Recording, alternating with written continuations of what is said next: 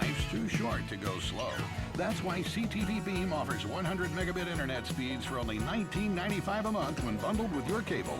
We're CTV every day. We're powered by you. Hello everybody, I'm Sean Taylor and I'm going to be your host for a new show called Tide Talk. Join me each week right here on channel 207 starting at 8 p.m. on August the 30th.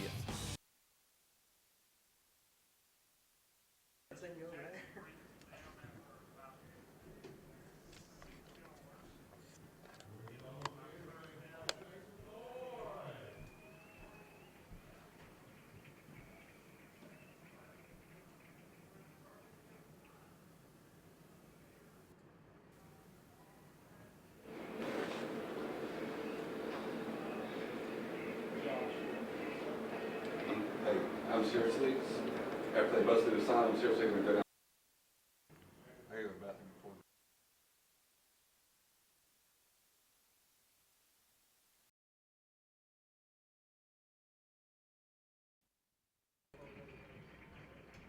Last game.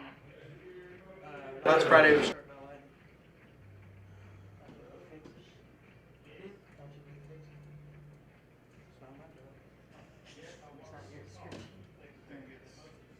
My way of fixing this is finding a new one, man. What's it do with the Hawaiian shirts? Let's go.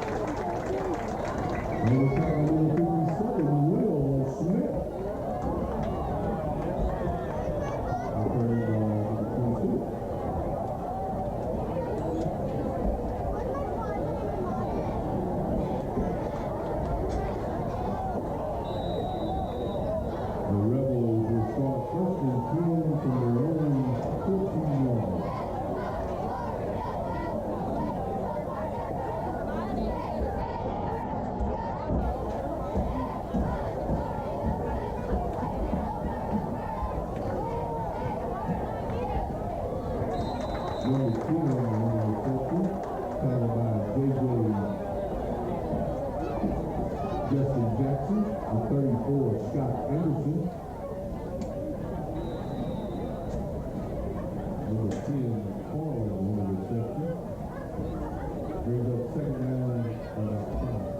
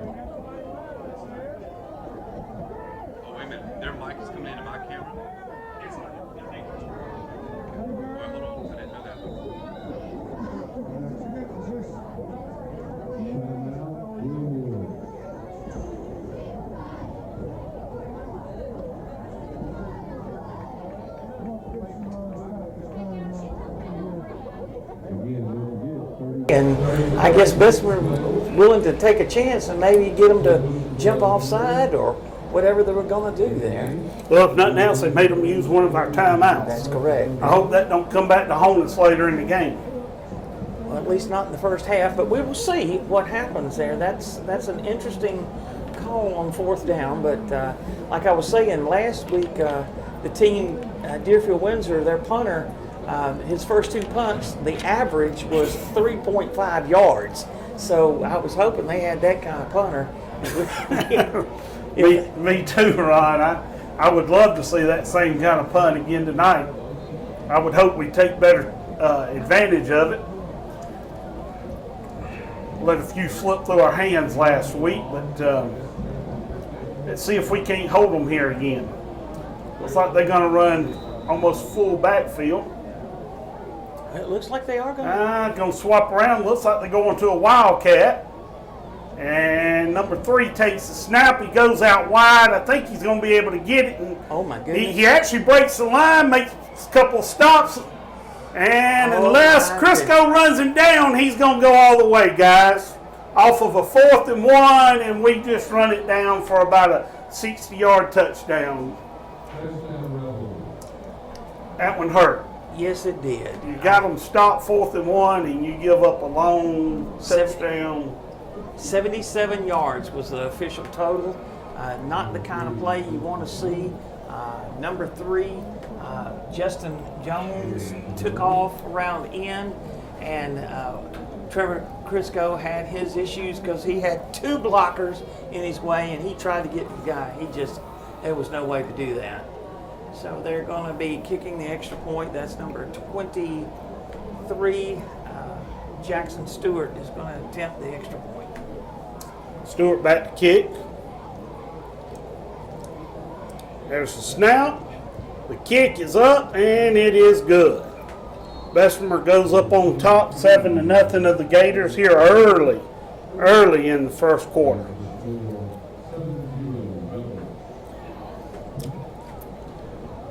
We're going to have to bounce back from that one, Ron. Let's see what the Gators do when they receive the ball here. See if they can make a few plays and maybe get that 7 points back pretty quick. We don't want to give them the ball too soon. I'm assuming we're going to be in the no huddle again tonight, as they've been playing the last couple of weeks.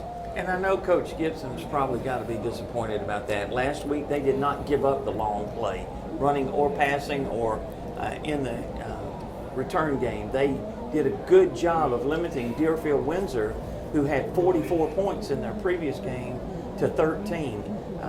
That did not happen so far tonight. So let's hope that the defense will still be on their toes.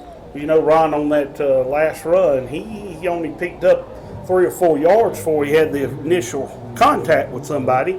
We actually hit him after he had gotten the first down, but he actually broke a couple of tackles, kept his balance.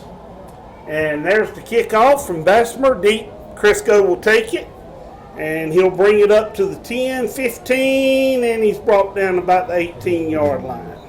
So the Gators will start their down the series on the 18-yard line, be 1st and 10. As we find out time in the game, we'll try to let you guys know.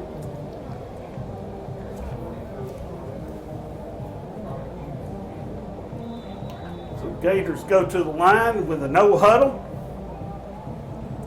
Got Valero back at quarterback again tonight. He hands off back up the middle. Might have got back to the line of scrimmage. Don't believe they picked up any yardage off that. That was number 7, Lawrence Vinson, the running back for Gators. Lawrence had a quiet game last week. Munn had probably most of the yards. I believe he said he's 77. And we take the snap. The quarterback runs it up the middle off option. Valero's going to pick up 4 yards off of that one. We're going to call it 3rd down and 6 for the Gators. Gators come back to the line of scrimmage. Valero back at quarterback. Moves a few players around. empty backfield except for the quarterback. He takes a snap, he fakes a handoff with nobody there, and they meet him at the line. He might have picked up a yard.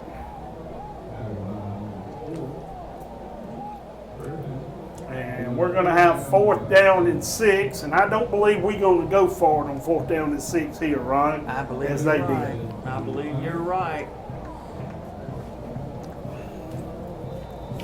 Nathan Trippick's going back to punt, so Trippick is a good punter, and hopefully he'll be able to get one high in the air to get good coverage. Nathan takes a snap, he gets a kickoff.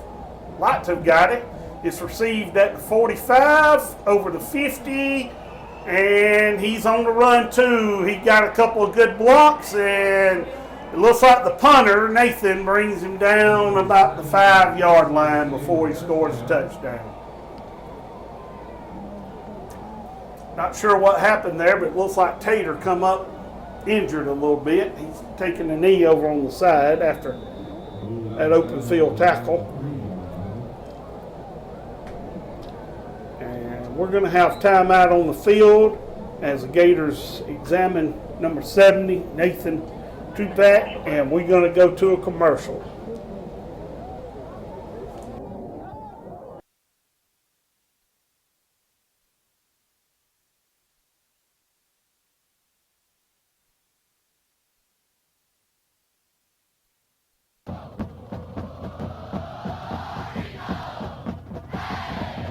Hello everybody, I'm Jay Coulter and I'll be your host for Track 'em Tigers, a weekly look at your defending SEC Western Division champions. This season I'll be joined by guests from around the community that love Auburn football as much as you do. As usual, there are high expectations on the Plains. We'll look ahead to Saturday and get you ready for a good day of Tiger football. Join me each Thursday at 8:30 p.m. and again on Saturday at 12:30 p.m. right here on CTVBeam as Auburn makes another title run. War Eagle. And we're welcoming you back to the Gators here in the swamp. Just finishing up a injury timeout as they bring probably the best lineman that Gators have off the field, number 70, Nathan Trippick. We're going to miss him if he's not able to come back, but we'll keep you updated on his status. Looks like he's holding his shoulder, Ron. Yes, it does. And as you mentioned, too, during the timeout, that their other number one is McDonald takes a snap, and we got a whistle blown. That's good. Is that they're already missing Wade Henderson, who had a potential for a concussion, and they followed concussion protocol. But I think the final result of that was it was a sore neck and some pain. So they decided to err on the side of caution, which is the right thing to do for these young players.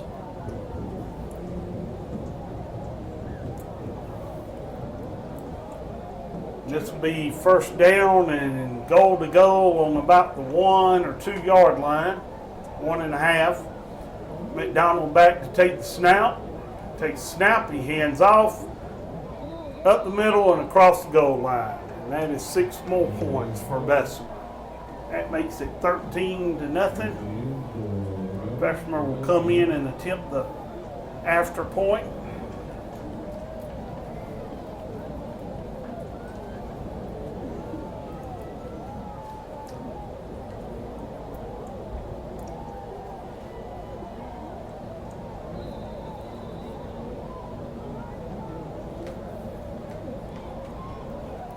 Looks like Bessemer was short one player. They was trying to give us a chance. Mighty kind. Number 23, Jackson Stewart, for Bessemer, will be kicking field goal again.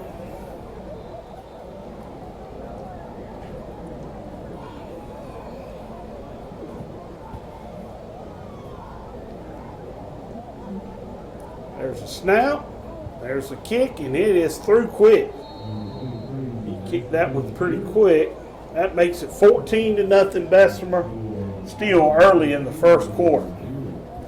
Ron, we've had we've had really 3 possessions, 1 for Glenwood and 2 for Bessemer, but Bessemer hadn't had but about, what's that, 6 plays total?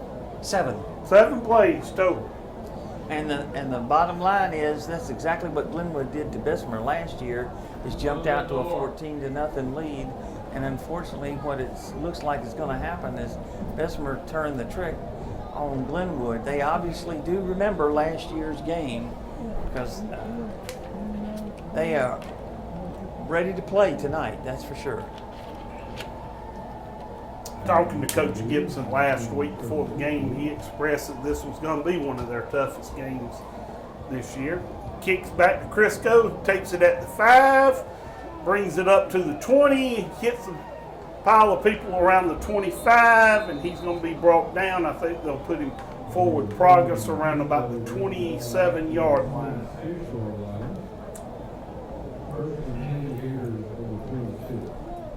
Gators will start this series of downs on the 26-yard line. Be first down and 10.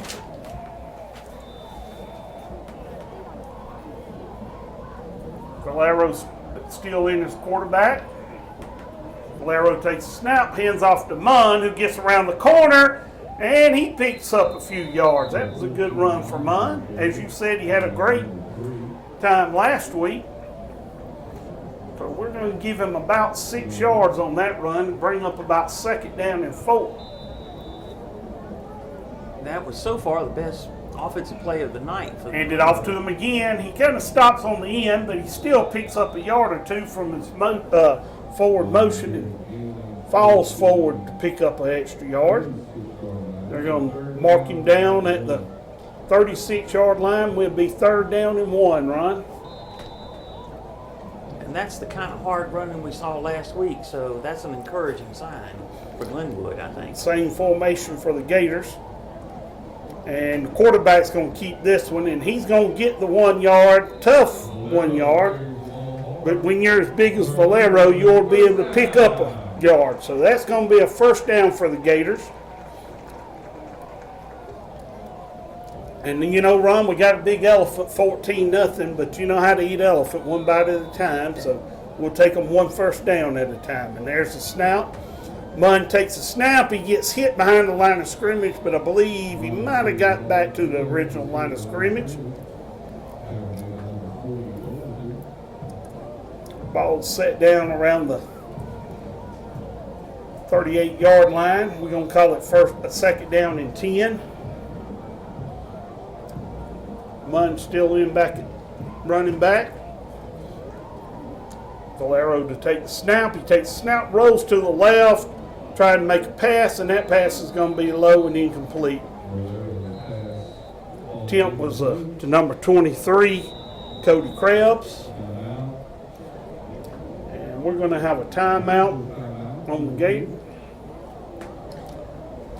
Well, I think the play with his rollout was a good idea, but he threw that off his back foot, so he had nothing behind the throw. So we've got a timeout now. It might be, I don't know, I didn't see if they had indicated it or if it was a heat timeout. I believe this is a heat timeout, Ron. It looks like the way they all get in the water, and I see the referees looking, and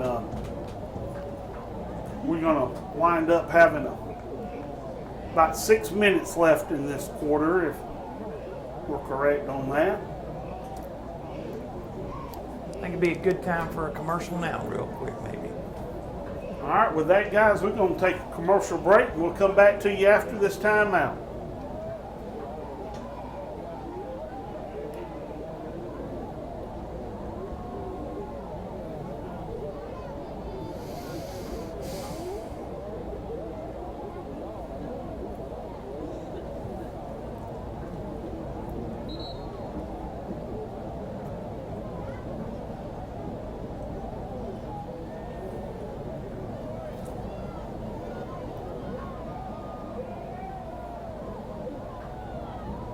Let us know when we can come back there at the line of scrimmage. I think we're still live. Gators come to the line of scrimmage. Valero back to receive the snap. Drops back to make a pass across the middle, and that was incomplete and almost intercepted by number 36 of the Rebels, Judson Hoagland. He's one of their captains. He was at the start of the game. He was having for the coin toss. We couldn't tell if he was 36 or 38 and seemed much better now, but he made a good play on the ball. Fortunately, it's the reason he's on defense. Gators back to punt. Got a new punter in the game. And he gets that one off. It's a good kick. Down to the 35. Runs it out. Rolls it out to the 40, 45. Got a crack back block there. And we're going to bring him down around the 33-yard line. Looks like we got a few flags here on this block on Krebs. Got an injury on the field. That's going to be number 23, Cody Krebs.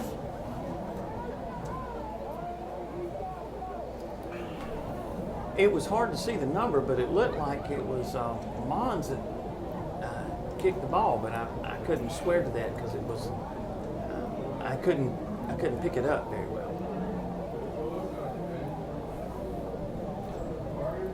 We have a targeting call on one of the Rebel players. Got 3 flags. That must have been real important, 3 of them. It looks like they will be discussing the call.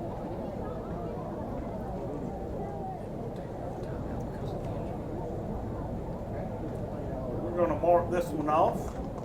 Marking it off from about the 48-yard line. And we're going to put it down on the 33-yard line. And that's where the Rebels will begin their play.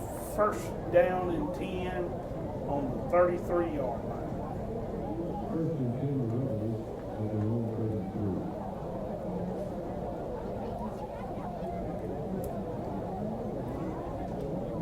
We'll have to check on that. You know, targeting in some games, that means you're out of the ball game for the rest of the night. So if that's the case, maybe we can find out exactly what happened there as far as the player for them. McDonald takes the snap. He hands off to number 1, who is brought down in the backfield.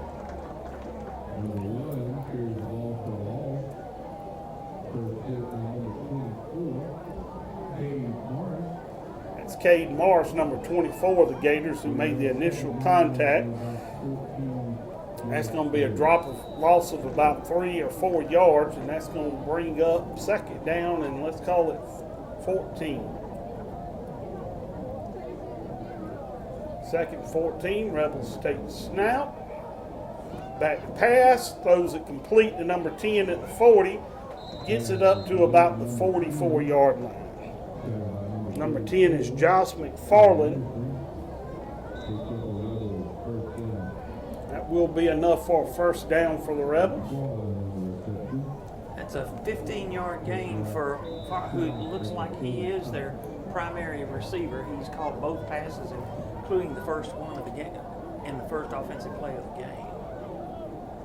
Well, let's see what they do here. We got number 6, McDonald, still in at quarterback. Takes a snap, fakes handoff, passes it to well, that's number 2 that time. That was Colin Kirkpatrick. Right, he was over on the right tight end on that play. There'll be another first down. How many yards was that, Ron? 14. 14 yards. So we're going to have first down and 10 on the Gators' 41-yard line. Rebels come back to the line of scrimmage. Still in that spread offense, single back. McDonald takes a snap, throws it out, but it should have been picked off for 6. Justin at least broke the play up, but it would have been nice to have seen him turn that one into 6 points. Well, it was all open field. He had made the right play on the ball, but those things happen. That'll bring up second down and 10 for the Rebels. Going to change the formation a little bit. Got 2 backs in the backfield. McDonald calls for the snap. Hands off to the back up the middle. Picks up about 6 yards off that run. It's number 1, Austin Clark of the Rebels for that carry. Call this 3rd down and 4.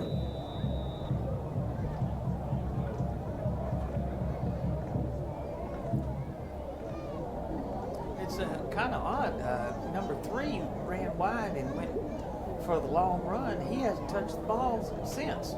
Yeah, that must be their secret weapon. They're holding him back until they need him again. Set up as a wing right now. That Donald takes a snap, hands off to Austin again.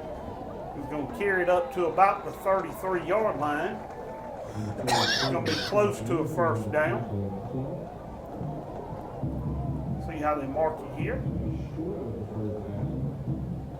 Looks like they didn't give him a whole lot of forward No, progress. it's going to be there. 4th down and 1, and that's not always a good thing. Started this game off with a 4th and 1 and run it for 70-something yards. So let's see if we can't hold them here. Don't look like they're intending on punting, Ryan. I don't think they will be from that position on the field anyway, that's for sure. Rebels come to the line of scrimmage from huddle. Quarterback under center. Takes a snap, hands off to the back up the middle who has met at the line of scrimmage. And this is going to depend on where they mark it. That's a turnover on downs for the Gators. That was Scott Anderson that made the initial contact. Now, I got to tell you, Glenwood needs to thank them for that call because they ran wide and went for 77. They decided to go run up the middle, and Glenwood's defense was Well, ready. let's don't tell them about it, Ron. Okay, that's good. Valero's back at quarterback. Shorter guy. Shorter player who steps in. Valero takes a snap. He hands off to Lawrence up the middle. Lawrence might have picked up 1 yard. If not, he got back to the line of scrimmage.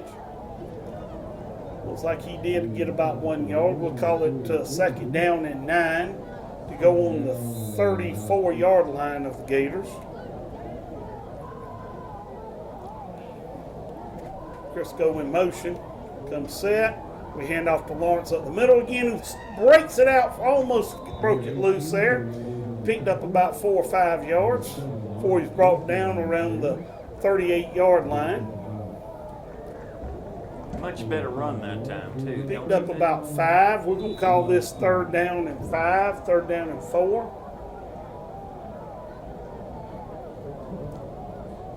Valero's in the backfield by himself on this one.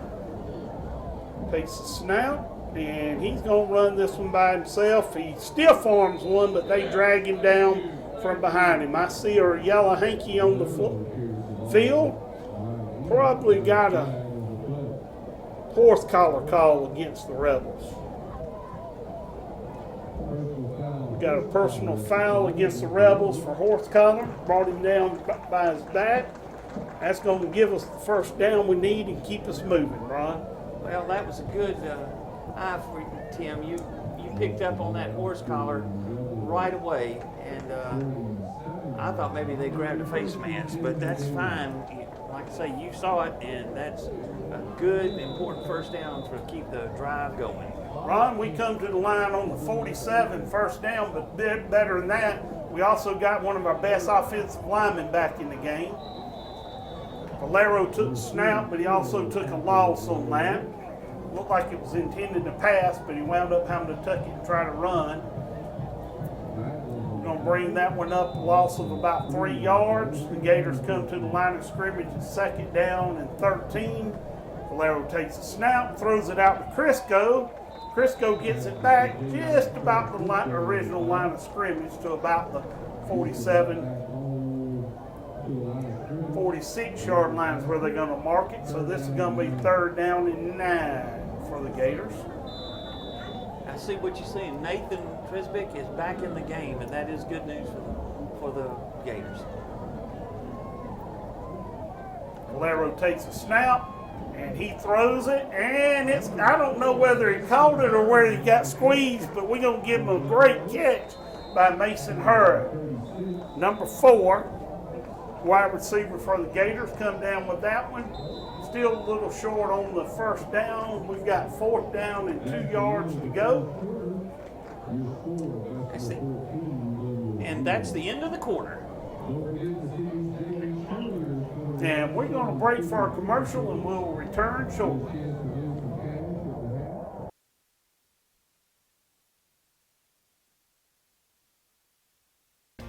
Hey folks, I'm Bear O'Brien, and over the last 40 years I've been able to share my mornings with you on radio, and I've also been able to share my inspirational message every morning. It's a chance for me to share my faith with you.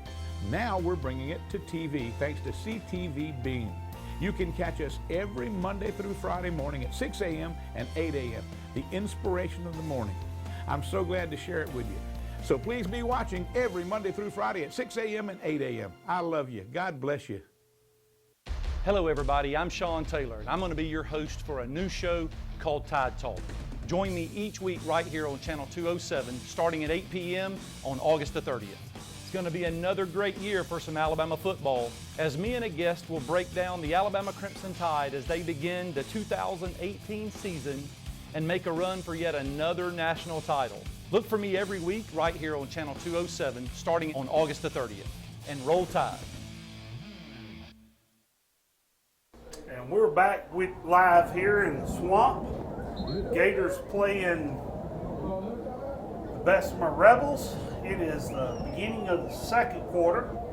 Score is 14-0, Bessemer Rebels. And the Gators are on a drive here. They've had a few good plays, but we are 4th down and about 2 yards to go, Ron. Well, we've punted twice. Let's see if we're going to punt here or we're going to go for it, Ron. This close and being down 2 touchdowns, I think they would go for it. Ain't got much to lose. Valero takes the snap and he's going to run it hard, intended, and he gets the first down. So Bryce Valero brings it down to about the 35-yard line, picks up the first down for the Gators, and that will keep us rolling here. First down and 10. 35-yard line. Valero in the backfield. Lawrence is running back with him. Takes a snap, hands off to Lawrence up the middle. Lawrence picks up 4, 5. And he's going to get 5 hard yards off of that run. That's going to put us second down and 5 on the 30-yard line for the Gators. Gators going in that no huddle. Got 2 backs in the backfield. He hands off to Lawrence again, who finds a hole. Kind of closes up on him a little quicker than expected. He picked up about 2 yards off of that. That will make it 3rd down and 3. Or 3, yeah, I think that's a good call, 3rd and 3. Gators again in that same formation, 2 backs. One on the lean. Valero will take the calls for the snap. It's like he's trying to draw them off. Still receiving signals from the sideline. He shifts his players around. The clock gets down to 4. He takes the snap, hands off to Lawrence. Tries to find a hole, but he don't quite make it to the first down. Picked up about 2 yards, and this going to bring up 4th down.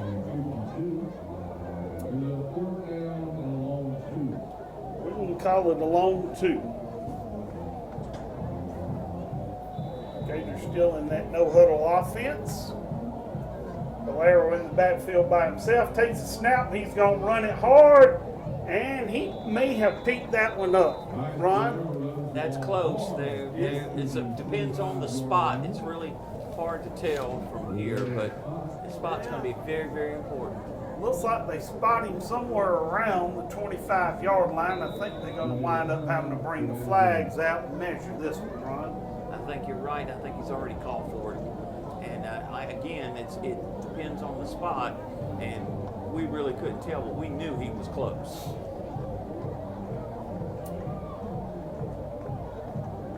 The Gators have seemed to have tightened up on offense a little bit, doing a little better, and they're going to pull the chains, and it looks like we are short by inches. Gators will turn the ball over to the Rebels on downs.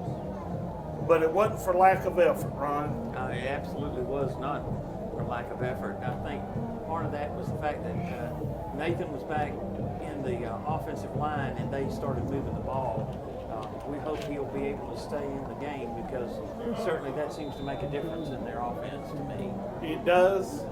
14 is not a lot of points. That's just as quick as they picked up 14, we could too. So let's see if maybe we can't pick one off here because I guarantee you they're going to throw the ball a little bit. So McDonald's back and take the snap with two backs. He hands off, takes it off tackle to the left. Dunn's not going to pick up much. Barely gets back to the line of scrimmage. He may have got a short 1 yard. We're going to call that second down and a long 9 from about the 26-yard line. Gators can hold them here. Maybe they'll go for fourth again and we'll get it over and turn it down ourselves. So always hoping for the Gators. So the Rebels come to the line of scrimmage. McDonald back at quarterback, calling for the ball. He takes a snap. He throws it out to the flats. Number 3 receives the ball. He's going to pick up about 3 or 4 yards before he's met by a host of Gators. Brought down. That's going to put them about the 31-yard line. We're going to call this 3rd down and 5. Right, they actually put it back to the 30. I thought you're right. I thought he got to a little more too, but that's all right. We'll take it. So 3rd down and 5 from about the 30-yard line. Rebels break the huddle and come to the line of scrimmage. McDonald, one single back, takes a snap, throws it out to the flats, and we drop another interception. That was another pick 6. That would have been, is that number 20 Crisco? No, that was Snellgrove. I couldn't quite see the number. Number 28, BJ Snellgrove. Well, from across the field, it could have very well been 20, but we got a good spotter there. It's 28 instead of 20, but and it looks like we finally convinced them to punt the ball, Ron. The Rebels take the snap, and there's the kick, and he gets off a good one. Crisco back to catch. He receives it on about the 30-yard line, runs it forward, picks up about 13, 14 yards off that return. And the Gators will start their 1st down and 10 on the 44-yard line on their own 44. Well, we thought it was going to be the 44, and he just stepped full yard back to the 43. Well, you're right. I was looking at this lineman, had it marked, and sure did. All right, so we're going to call it 1st down and 10 from in between the 43 and the 44. Gators run the ball pretty good last time. Let's see what they can do this time. See if we can't keep that momentum going. Valero back quarterback, calls for the snap. He hands off. No, he fakes a handoff to Crisco. Takes it up the middle himself, and he's going to pick up quite a few yards, almost 20 yards off that carry. That's going to give us a 1st down. Takes us down to about the 36-yard line. Best offensive play of the night for the Gators. It most definitely was. 21 yards on the rush. I actually thought that would have been a good play to hand off to Crisco. He fakes it to Munn and tries to get it back to the line of scrimmage, and I think he does.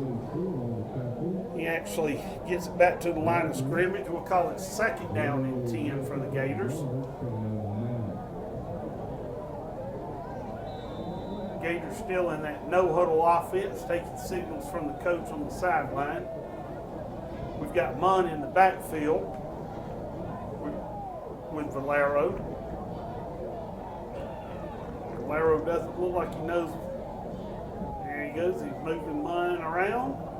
And we're down to 5 on the time clock. And he takes a snap, rolls out to the left, and rolls back to the right. And he's going to throw it. and we throw it out of bounds, and we get a yellow flag for what I believe Ron's going to be intentional grounding. There was not a gator anywhere in sight. I think all our receivers were on this side of the field where the play originally started towards. And that call is intentional grounding, loss of down.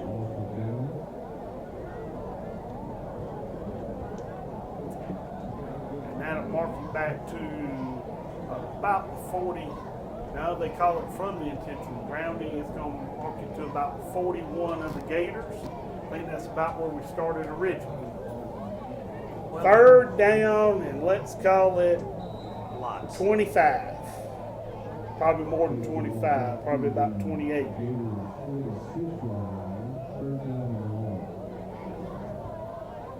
Valero in the backfield by himself. Crisco in motion, and he hands off to Crisco in motion. Crisco's going to pick up a few, but I don't believe he's going to get it what we need. He gets it back to almost the original line of scrimmage to about the 42. 38-yard line is what Okay. it is. So it is back. And But we've still. got 4th down and 12 after that run.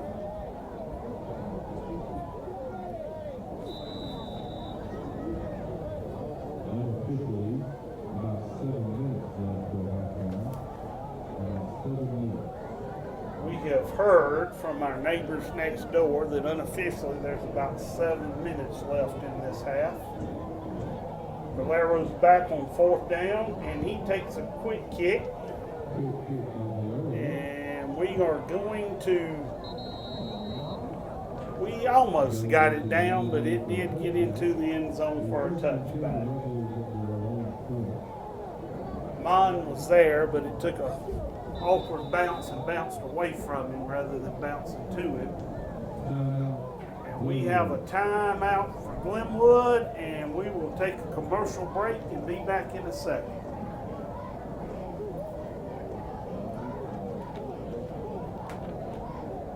That wasn't a bad idea. Make them think they're going to run a play and then kick it, and they could have downed it on the 1 or the 2-yard line. That's right, that's right. And worse, you get 20. Which is where they are, but you were hoping for more, but I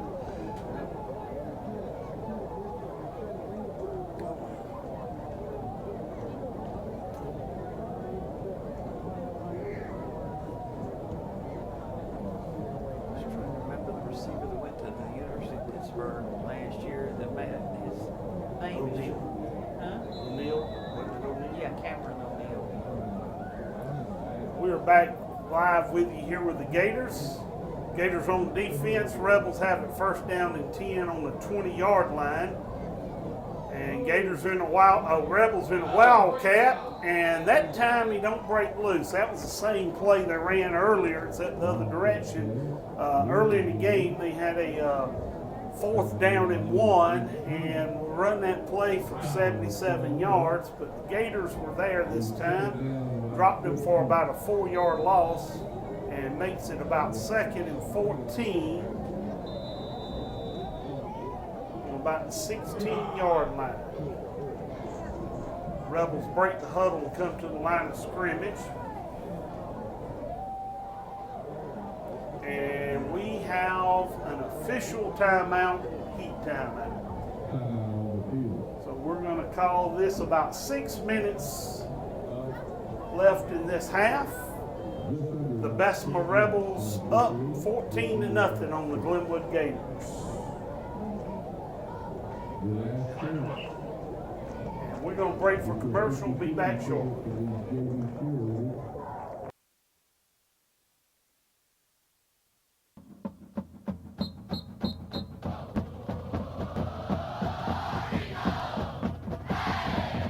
Hello everybody, I'm Jay Coulter and I'll be your host for Track 'em Tigers, a weekly look at your defending SEC Western Division champions. This season I'll be joined by guests from around the community that love Auburn football as much as you do. As usual, there are high expectations on the Plains. We'll look ahead to Saturday and get you ready for a big day of Tiger football. Join me each Thursday at 8:30 p.m. and again on Saturday at 12:30 p.m. right here on CTVBeam as Auburn makes another title run. War Eagle. Here's the swamp. Gators and the Bessemer Rebels. Bessemer up 14-0. Second down and 14 on about the 16-yard line. Rebels take the ball, hand off. He picks up, oh no, he fumbles the ball. Gators got a break there. And the Gators come up with the ball on about the 25-yard line, and looks like we're going to have a chance to punch 6 in here if we stick with it, Ron. That's right. That was number 1 for them, Austin Clark, who had gotten some positive yards. He'd gotten the 4 yards back they lost on the previous play, but that ball got punched out, and it was recovered by Glenwood, their first recovery of a turnover at home this year. Valero back to take a snap. Empty backfield. He's going to drop back, looking for a pass. He throws it out in the flats. But that was intended for Mason Hurd, number 4. He had no chance of really catching that one. That's going to bring up second down and 10 from the 26, 27-yard line. Lawrence is in the backfield with Valero. Valero takes a snap, and he's going to run it. And he ducks his head, he picks up a few yards, gets it down to about the 24-yard line.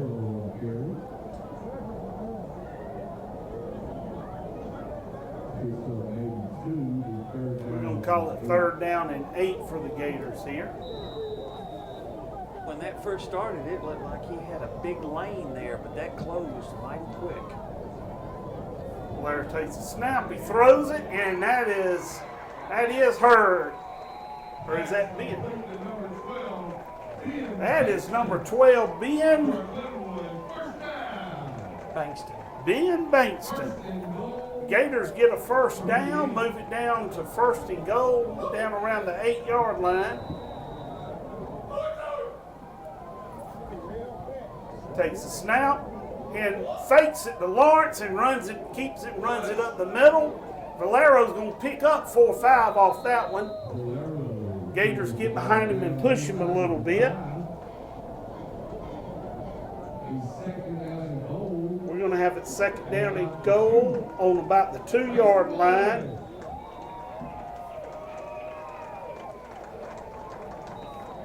Gators have it second 2 on the 2. Valero's going to keep it, and they hit him in the backfield that time.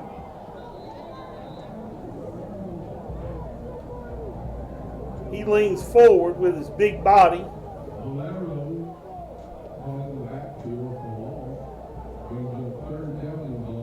Third down and about 1. He actually picked up a yard, even though he was hitting the backfield, Ron. Yeah, he just leaned forward. It looked like he was going to get a loss, but it's 3rd and goal, so I wouldn't be surprised if he called his own number again. Looks like he's breathing a little hard, but here we go. He's going to go under center this time. So we've got 3rd and 1, Valero under center, full backfield, and he hands off up the middle, and we got a touchdown. Gators. That makes it 13-6, and the Gators are on the roll here. You know, Ron, we were down 14-0 early in the game. 7 plays. 2 plays really is what they scored off of. That 4th and 1, they scored a touchdown, and then they scored another long run that got them to the goal line. Kick is up, kick is good. That makes it 14-7. Look here, 2 plays, they're up 14-0. It looks like they're going to really run the tables on us, and the Gators are back in this game, 14-7, right before halftime. Well, the key is the turnover. Key is the turnover. That got inspired offense, and you know Ben Bankston caught a touchdown pass last week on a halfback pass play, and they called an ineligible man downfield, and the touchdown was nullified for that penalty. And and they wound up trying a field goal and missed it, so they got no points. This time Bankston makes a great grab and gives them a 1st and goal, something that really got them fired up, and that was a great play. Garrett Hall back to kick, number 64 for the Gators, and the ball is up. He kicks it down to about the 10-yard line. It's fumbled around. That's a good thing for us. They pick him up about the 15, and he fumbles the ball again, and we have it again on the 20-yard line. Folks, this could be a tied ball game going in at halftime with the Gators here.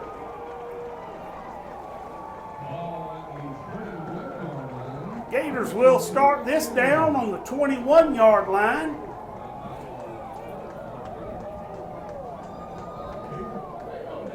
Be 1st down and 10, 21-yard line. We've got Valero in at quarterback, and we've got Munn in behind him as a running back. Lawrence is coming back off the field. It's still in that no-huddle offense. Crisco goes in motion to the left. He takes a snap. He sweeps it. He hands it off. And we get it. We pick up a yard or two. Play didn't run the way we thought it was supposed to. But that was Bryce Newman, backup quarterback, who threw that pass to Ben Bankston last week. We just didn't have anybody open tonight. They obviously saw that on film and decided they weren't going to take a chance on it, but that's all right. So Gators go to the line 2nd and 8, in the backfield. He fakes to Crisco going across, runs it himself, gets it down to about the 25.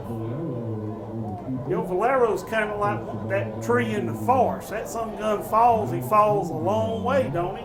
Yes, he does. He picks up a yard or two just by falling. So that's going to bring down 3rd and about 8 or 9. Right. They're actually saying it's snap, 20. Fakes it to Crisco again. He runs it up the middle, and he's going to have a touchdown, Valero. Number 6, Bryce Valero runs that one up the middle. Looked like the same play we had just run. And we are back in this game, 14-13. Garrett Hall comes in. Garrett has been pretty accurate this year on his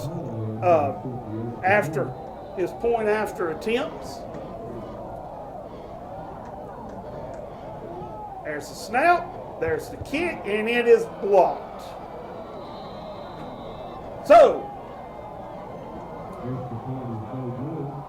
Gators 13, Bessemer 14. This game started out like it was going to be a rout, and the Gators have actually, their defense is what's kept them in this game, right? Absolutely. The defense has done an outstanding job, with the exception of the 2 long plays.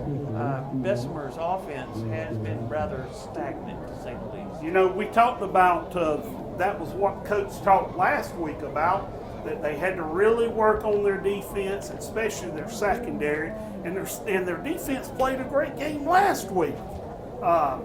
Just let one slip away. Really only had one big play against them last week for a touchdown, and this week, even though they've given up one play on defense, they're still in this ball. Garrett here to kick off for the Gators. There's the kick. He receives it on about the 10 or 12. He fumbles it again, so let's see what happens this time. He runs it out. He's up the sideline, and we stop him about the 48-yard line.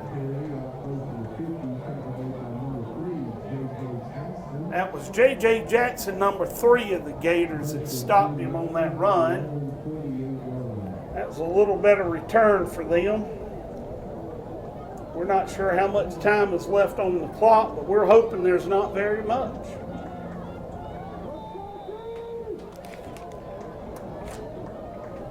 Rebels break the huddle and come to the line of scrimmage. Single back. McDonald takes the snap, drops back to pass, and we intercept it. Do we get the interception? What do they call?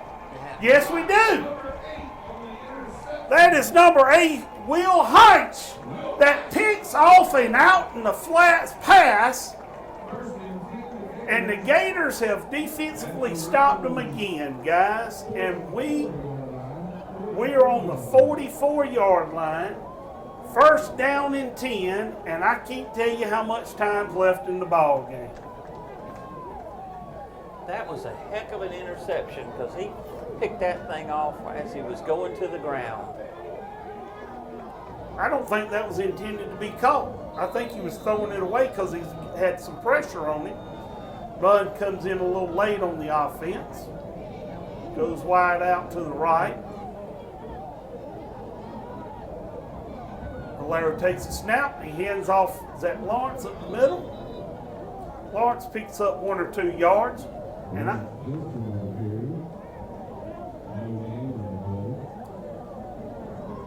they say no gain, but they actually moved we it got forward. about It got one. Yeah, we got 1 out of it. We're on the 43. See if the Gators are going to try to grind this one out or if they're going to try to punch it in real quick. Takes a snap. He hands off to Lawrence again back up the middle. He's down to the 40-yard line. Just over the 40-yard line. That'll give us 3rd down and 5.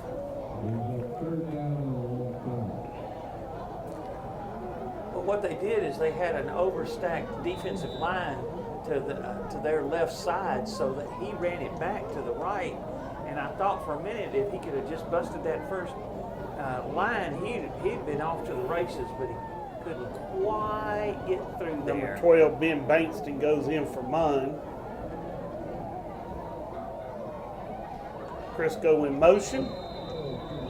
And we've got timeout Gators.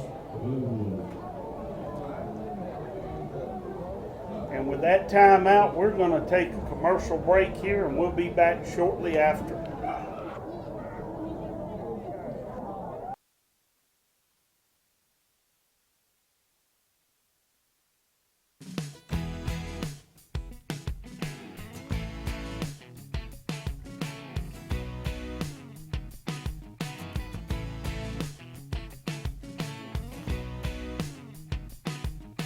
Life's too short to go slow. That's why CTVBeam offers 100 megabit internet speeds for only $19.95 a month when bundled with your cable. We're CTV every day. We're powered by you. And we are back live with you here in the swamp. The Gators are really turned on the defense. They have just gotten an interception. And we've got it 3rd down and a long 7. And 1 minute and 18 seconds left on the clock. Gators, Crisco goes in motion. And we've got all sides. Let's see whether we pull them off or whether we jump. It looks like we're going to back it up 5 yards.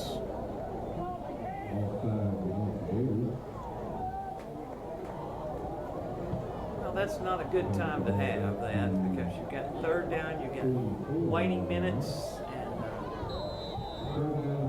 We're going to call this one 3rd down and 11 for the Gators. Got Lawrence in the backfield with Valero. There's a snap. He fakes it to Lawrence. He steps up, trying to get rid of it. He does. He gets rid of it. We picked up about 6 or 7 yards off that. That was number 20, Crisco, received the pass.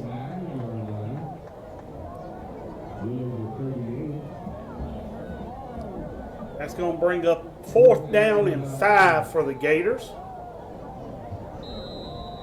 With less than 1 minute on the clock, Gators are going to go for it here again, it looks like.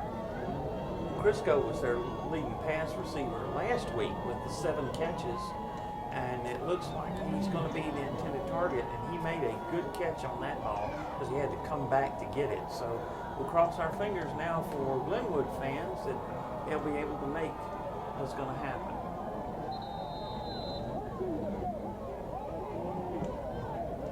Gators take a delay of game. That'd be a 5-yard penalty. Back it up. Make it 4th down and 10 for the Gators. I believe with that penalty they intended to punt and burn a little time off the clock. I think you're absolutely right. I would say we're probably less than 25 seconds left in the game.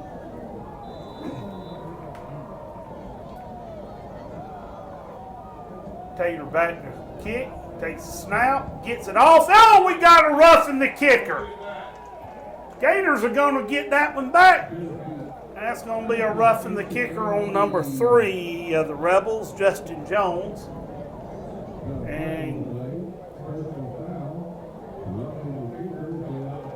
look, Nathan's had a rough night as a kicker tonight, hasn't he? He's got hurt making that stop on the kick return and got rough, but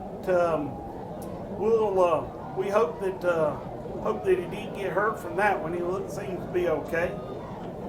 Well, he's a tough kid, but you know what? Even though that he got rough in the kicker, I don't know if you noticed that ball died at the 2-yard line. It sure did. So, but that's fine. We'll take the penalty and the first down. So we've got first down on the 29-yard line. We don't know how much time's left. There may be time for a couple of plays. But Bessemer takes a timeout here, and with that timeout, we'll take another commercial break and come back and see if we can't finish this half up.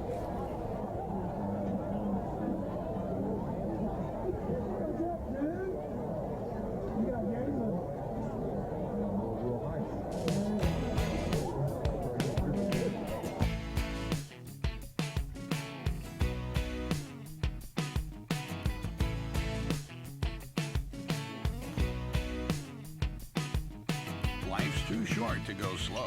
That's why CTVBeam offers 100 megabit internet speeds for only $19.95 a month when bundled with your cable. We're CTV every day. We're powered by you. And we welcome you back here to the Gators in the Swamp. Gators are playing their first regional game against the Rebels tonight of Bessemer. Score is 14-13, and the Gators are on a roll of luck here. They've had fumbles, they've had interceptions, and they just had a roughing the kicker on a punt. So the Gators are going to have at least one more chance to put this one in the end zone. First down and 10 on the 29. He throws it out to Hurd, who runs. He might have got back to the line of scrimmage.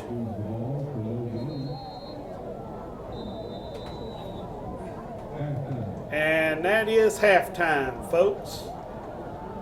So the halftime score is 14-13. But you know this game is nowhere what we thought it was going to be, Ron. It started out on 4th down and 1.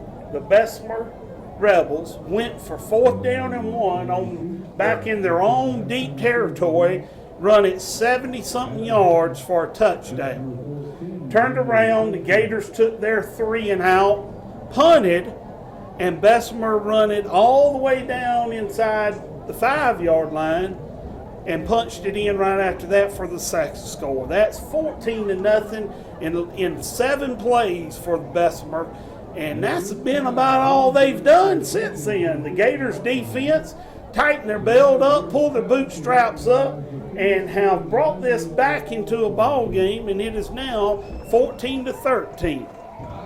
The only difference right now is that blocked extra point on Garrett Hall, but you have to say kudos to the Glenwood defense for getting those turnovers and giving the offense a short field and an opportunity to get the team back in the game, and that's exactly what they've done. Yep.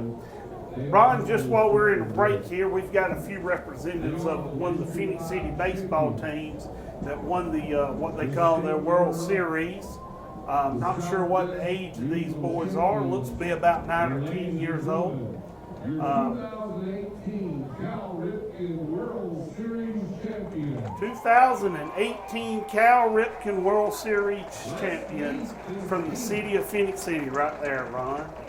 Those games were televised live by CTVBeam at the Idle Hour Park where they played it. They had bunches of teams from all over the world. There was a team from Taiwan and other, I believe one from Canada, and every part of the country coming to Phenix City for the Cal Ripken. We know several of these kids here on this are actually from Glenwood School. Coach Clarity works at the school. A couple of his boys are on the team. And so we want to congratulate the Phenix City. We want to congratulate the 2018 Cal Ripken World Series champions from the city of Phenix City. With that, ladies and gentlemen, we're going to take a commercial break for halftime, and we will be back right before halftime and try to give you a rundown and some statistics on how the first half went.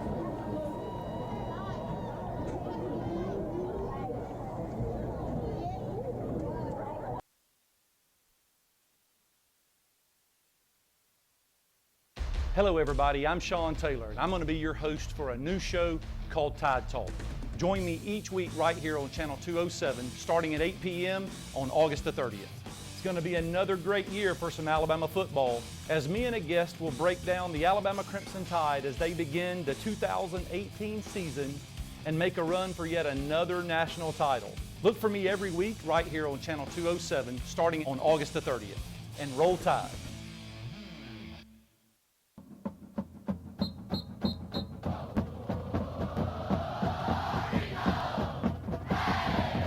Hello everybody, I'm Jay Coulter and I'll be your host for Track 'em Tigers, a weekly look at your defending SEC Western Division champions. This season I'll be joined by guests from around the community that love Auburn football as much as you do. As usual, there are high expectations on the Plains. We'll look ahead to Saturday and get you ready for a big day of Tiger football.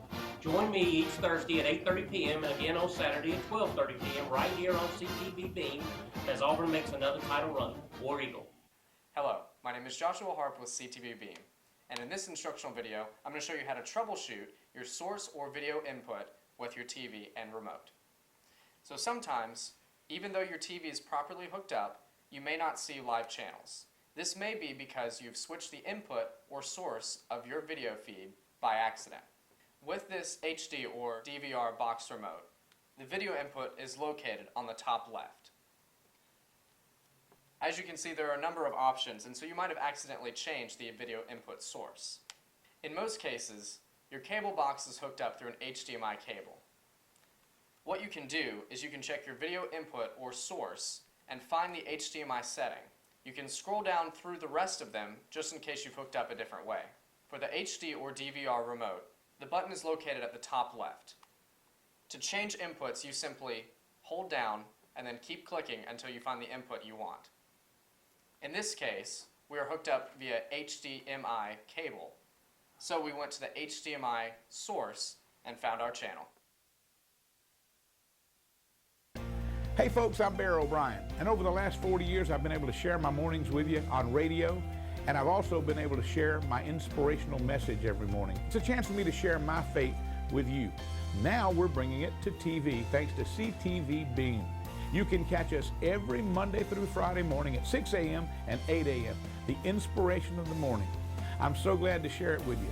So please be watching every Monday through Friday at 6 a.m. and 8 a.m. I love you. God bless you. Hello, I'm Joshua Harp from CTVBeam, and today we're going to show you how to program your DTA remote to your TV. The first step in programming your DTA remote to your TV is to hold down the setup button until the light at the top of the remote goes from red to green. Then you're going to input your code for your specific TV. This can either be found on the Remote Control User's Guide or online at ctvbeam.com. The specific code for this TV is 100911. 11. Then you'll press OK and hit the power button.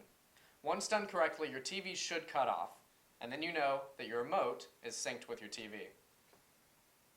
To check, just hit the power button one more time, and your TV should come up in just a few seconds. And there you have it. That's how to sync your DTA remote to your TV.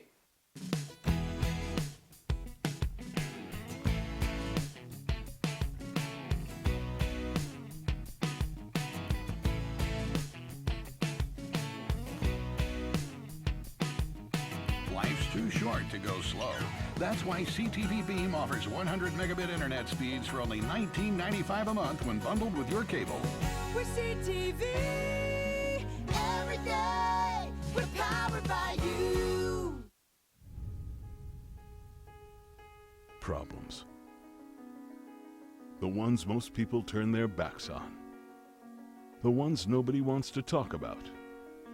The ones that seem impossible to solve. We go looking for them.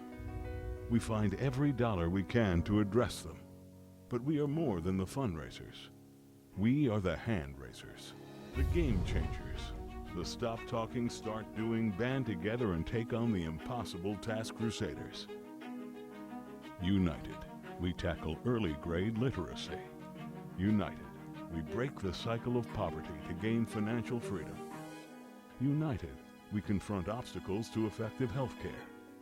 United, we stand up for youth with no support. United, we battle the threat of homelessness for those in the Chattahoochee Valley. No matter the obstacles, no matter the odds, we unite around our community's biggest, most complex problems. And we take action. We advocate to improve lives.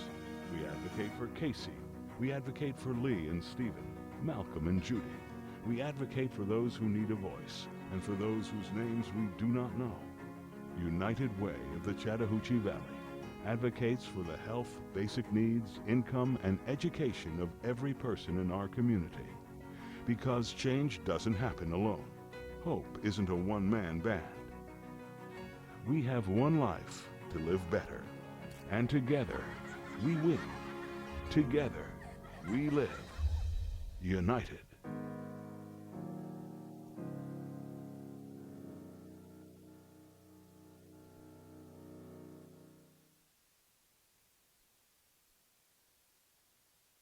Hello, my name is Joshua Harp with CTVBeam, and today I'm going to show you how to fix your source settings with your DTA remote.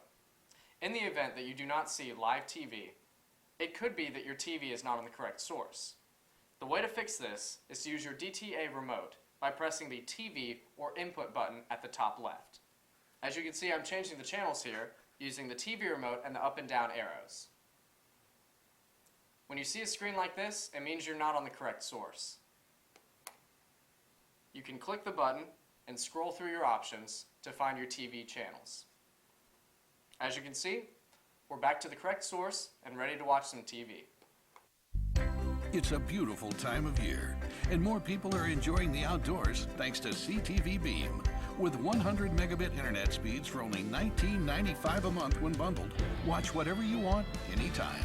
If you're stuck in a contract, no worries. We'll give you up to $200 to buy out your contract from the other guys. So enjoy your time together. Powered by CTV.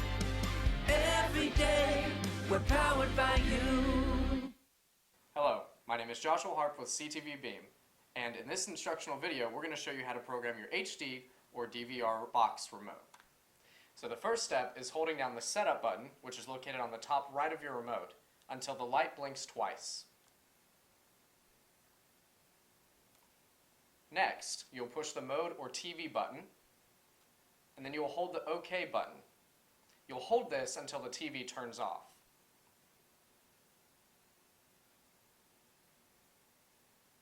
Takes a couple seconds. As soon as the TV turns off, release the OK button. Now, your remote should be programmed to your TV. So what you can do to check that is press TV and power on. Of course, this will take a couple seconds to boot up. And there you have it. Your TV is now in sync with your remote.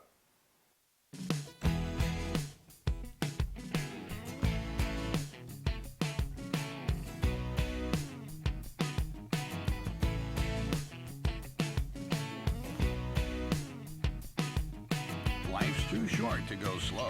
That's why CTVBeam offers 100 megabit internet speeds for only $19.95 a month when bundled with your cable. We're CTV every day. We're powered by you.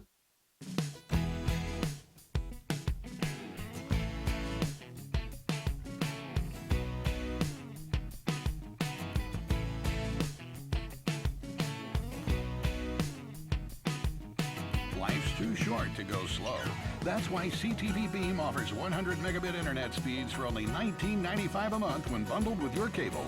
We're CTV every day. We're powered by you. Hello everybody, I'm Sean Taylor and I'm going to be your host for a new show called Tide Talk. Join me each week right here on channel 207 starting at 8 p.m. on August the 30th. It's going to be another great year for some Alabama football as me and a guest will break down the Alabama Crimson Tide as they begin the 2018 season and make a run for yet another national title. Look for me every week right here on channel 207 starting on August the 30th. And roll Tide.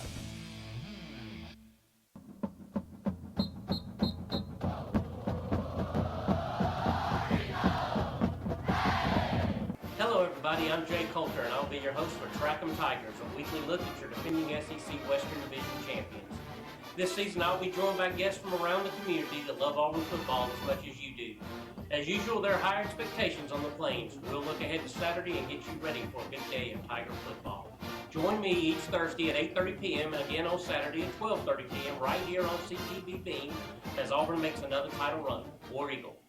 Hello, my name is Joshua Harp with CTVBeam, and in this instructional video, I'm going to show you how to troubleshoot your source or video input with your TV and remote. So sometimes, even though your TV is properly hooked up, you may not see live channels. This may be because you've switched the input or source of your video feed by accident. With this HD or DVR box remote, the video input is located on the top left. As you can see, there are a number of options, and so you might have accidentally changed the video input source. In most cases, your cable box is hooked up through an HDMI cable. What you can do is you can check your video input or source and find the HDMI setting. You can scroll down through the rest of them just in case you've hooked up a different way. For the HD or DVR remote, the button is located at the top left. To change inputs, you simply hold down and then keep clicking until you find the input you want. In this case, we are hooked up via HDMI cable. So we went to the HDMI source and found our channel. Hey folks, I'm Bear O'Brien, and over the last 40 years I've been able to share my mornings with you on radio, and I've also been able to share my inspirational message every morning. It's a chance for me to share my faith with you. Now we're bringing it to TV thanks to CTVBeam. You can catch us every Monday through Friday morning at 6 a.m. and 8 a.m., the inspiration of the morning. I'm so glad to share it with you. So please be watching every Monday through Friday at 6 a.m. and 8 a.m. I love you. God bless you. Hello, I'm Joshua Harp from CTVBeam, and today we're going to show you how to program your DTA remote to your TV. The first step in programming your DTA remote to your TV is to hold down the setup button until the light at the top of the remote goes from red to green. Then you're going to input your code for your specific TV. This can either be found on the Remote Control User's Guide or online at ctvbeam.com. The specific code for this TV is 10011. Then you'll press OK and hit the power button. Once done correctly, your TV should cut off, and then you know that your remote is synced with your TV. To check, just hit the power button one more time, and your TV should come up in just a few seconds. And there you have it. That's how to sync your DTA remote to your TV.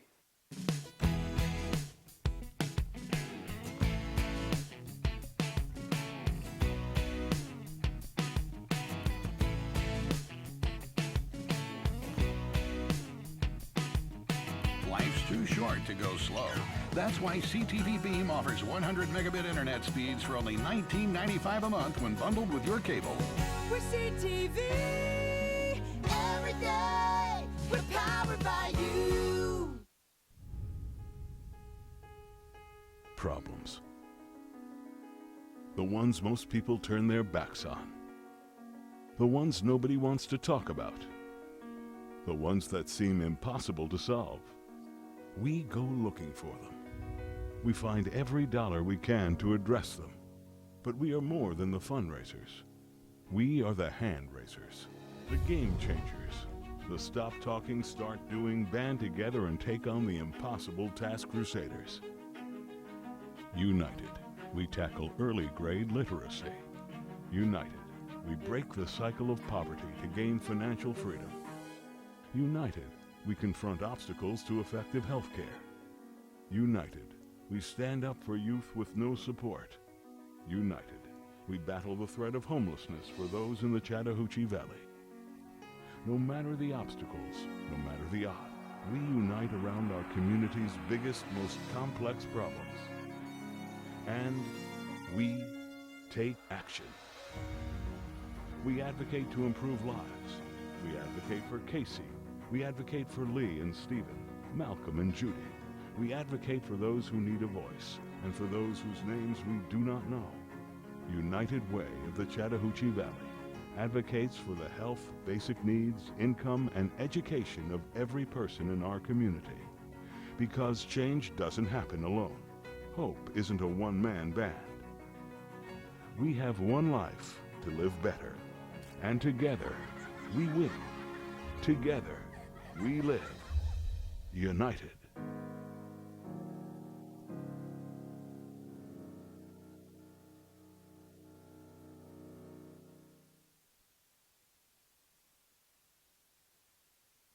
Hello, my name is Joshua Harp with CTVBeam, and today I'm going to show you how to fix your source settings with your DTA remote.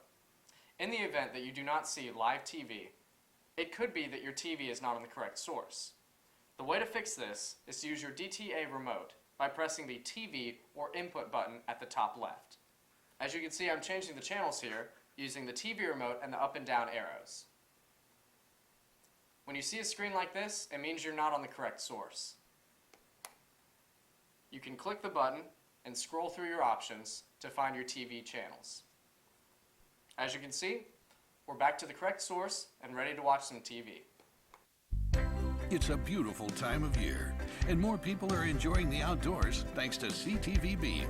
With 100 megabit internet speeds for only $19.95 a month when bundled, watch whatever you want, anytime.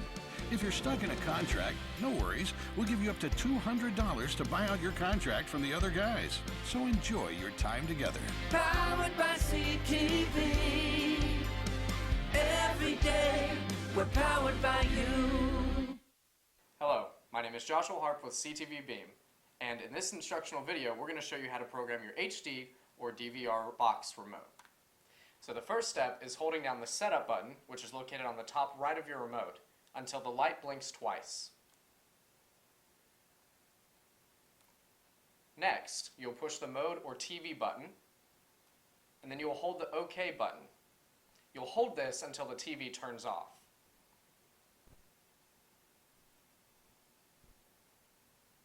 Takes a couple seconds. As soon as the TV turns off, release the OK button. Now, your remote should be programmed to your TV. So what you can do to check that is press TV and power on. Of course, this will take a couple seconds to boot up. And there you have it. Your TV is now in sync with your remote.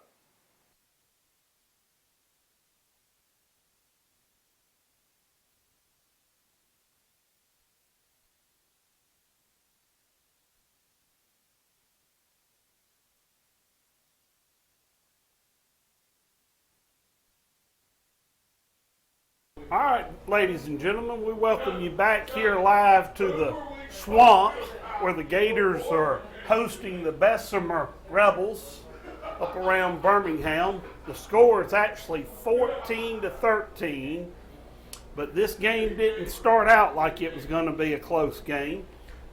Just to give you a recap, the Rebels took the initial kickoff, 3 downs. Instead of punting on 4th down and 1 back in deep in their own territory about the 20-yard line, they went for it on 4th and 1. and scored a 77-yard touchdown off of a sweep around the end Wildcat play. Well, they kick off to the Gators. The Gators go 3 and out and punt the ball. And on the initial punt, they run it completely back down inside the 5-yard line for a goal line and punch it in shortly after that, making it 14-0 Bessemer. Just within 7 plays, they had scored 14 points.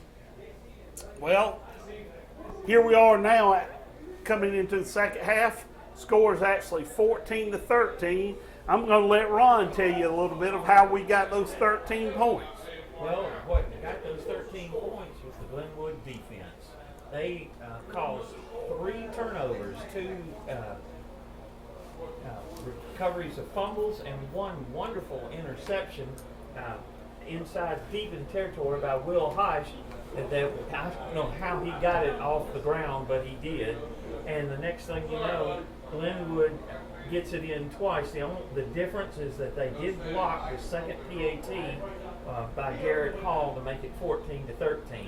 There's one thing you can notice about this team. Glenwood on offense has no Cameron O'Neal. They don't have a Christian Colzell. They don't have a Kayleen Bonds.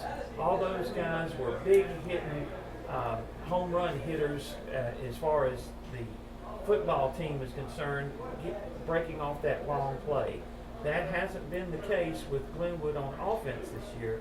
But one thing is for sure, Bryce Valero was the quarterback last year, and how he goes, their offense goes. And Bryce has already run the ball 13 times for 64 yards and a touchdown. So if he can keep that up, then Glenwood's going to be in this game. Besides him, Lawrence Vincent had 20 yards, and Randy Bell, we noticed he had 1 carry and at 1 yard and the other touchdown. So the guy that got that 77-yard touchdown is actually lost yardage since that run and is now got a positive 74 yards. So if that Glenwood defense continues that, and they can get short fields for the Glenwood offense, this should be a very interesting game in the second half. Well, to start this second half, the Rebels will kick off to the Gators. The Gators will receive the second half kickoff, and we're getting set up for that here, Ron. You know, the one thing I remember Coach Gibson saying last week was the importance of the defense getting better last week. They did. They played great last week, and they played even better this week. We tried an onside kick, and I don't think it went but 9 yards and 6 inches. It didn't make 10 yards. And the Gators will start their series of down, first down and 10 on the 50-yard line.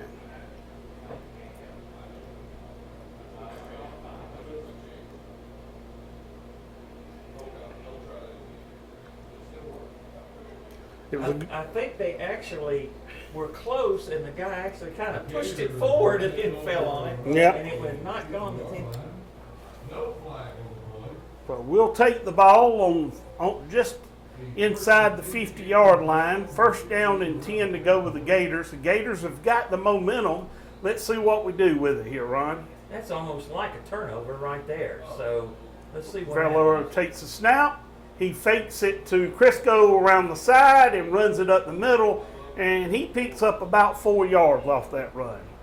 They're going to mark him down just at about the 46 yards, just beyond the 45. So we're going to have it second down and a long 5 here. Valero got 2 in the backfield. That's unusual. Hands off to Lawrence up the middle, gets hit at the line of scrimmage and probably picks up a yard or so. We're going to mark him down at the 44-yard line, and we're going to call it third down and 4 to go on the play.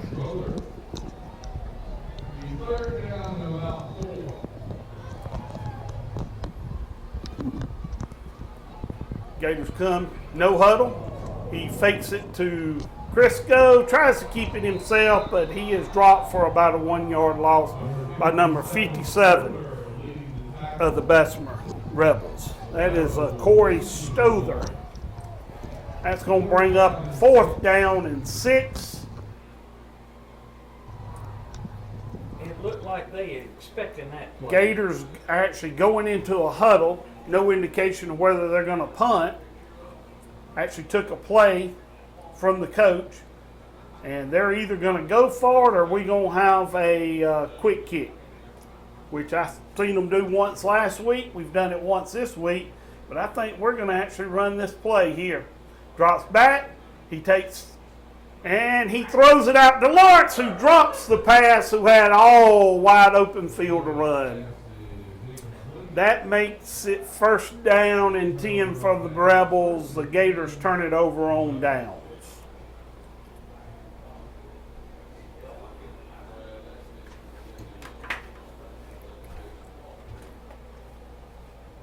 So here the Rebels start their first series of the second half.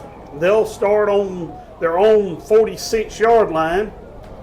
Not much difference than the opportunity that the Gators had to start at the 50. They take the snap, hands off to running back, who is met in the backfield and dropped for a 1 yard loss. That was number 1, Austin Clark, carrying the ball for Bessemer Rebels. We're going to call this 2nd down and 11 for Rebels. Once again, the Gators defense standing strong for them. Bessemer breaks a huddle and comes to the line of scrimmage. McDonald still in at quarterback.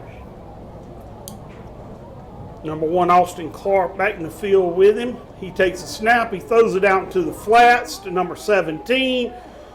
The reception is good, and he gets it out to about the 50. We're going to call that the 49-yard line. So that was number 17, the receiver, Tavish King. It's going to bring up 3rd down and 4.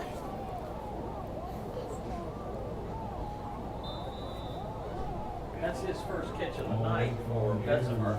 It's not that's the first time that he's been a target for him, even, I think. And that's the first time I remember calling his name. Right, so here we go. McDonald back again, calling for the snap. He fakes the handoff and he throws a quick one. Reception is good around the 40. Runs it down to about the 36, 37 before he's brought down. That was number 12, Alex Cannon, for the Bessemer Rebels with that reception. The Rebels come back to the line of scrimmage. 1st down and 10 on the 37-yard line. Takes a snap. He hands off to number 1, Austin, up the middle, who finds a hole. He breaks it out to the outside, and I believe that's a touchdown. So actually had it at the 38, so we're going to have to give him 38 yards. 38-yard touchdown for number 1, Austin Clark of the Bessemer Rebels.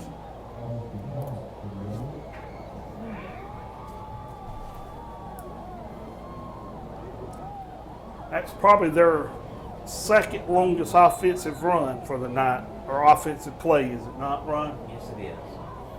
Bessemer sets up for the point after. There's the snap, there's the kick, and it is good. And that brings the score to 21-13, Bessemer Rebels on top. Gators will take their 2nd kickoff of this 2nd half here shortly.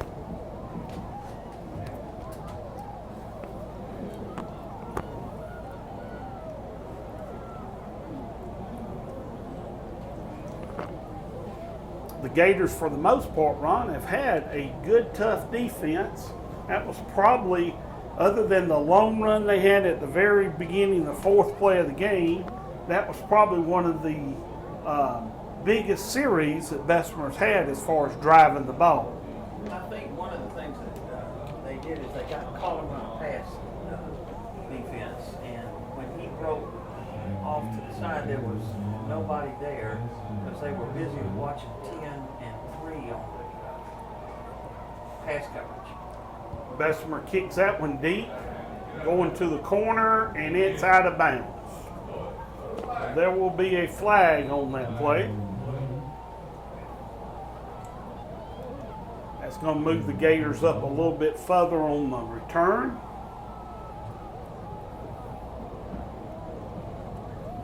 Gators will start this series of downs on the 35-yard line. Be 1st and 10.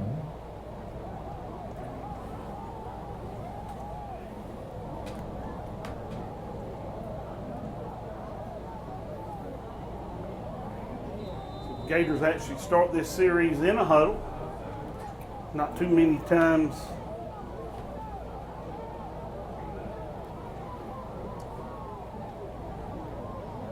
Steve said to turn Ron back up.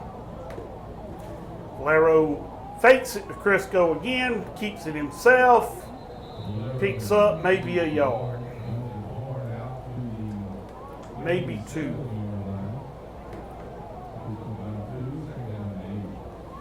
Call it 2nd down and 8.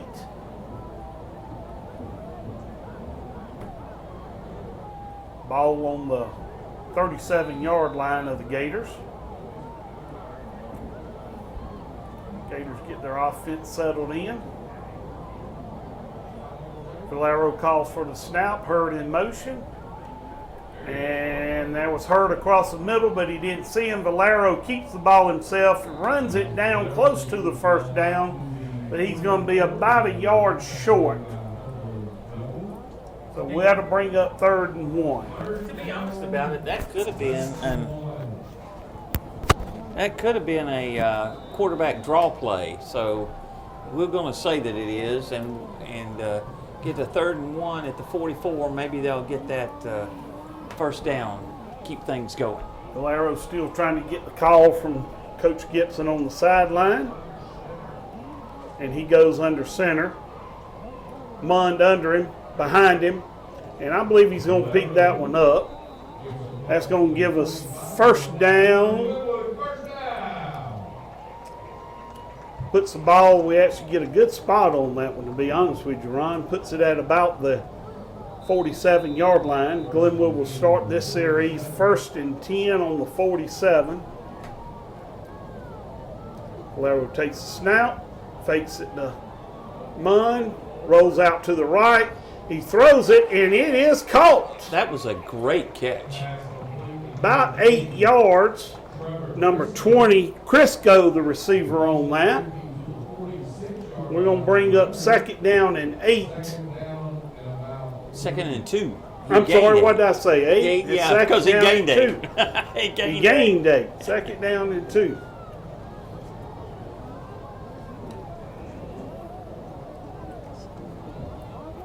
Gators still looking for the signal, taking the play from the sideline. There's a snap. He hands off. And we fumble the ball, and there is nobody to stop him. Oh, my Looks goodness. like our luck has turned a little bit on us, and Bessemer runs that fumble back for a touchdown. That makes it 27-13, Bessemer Rebels. Got to hold on to the ball.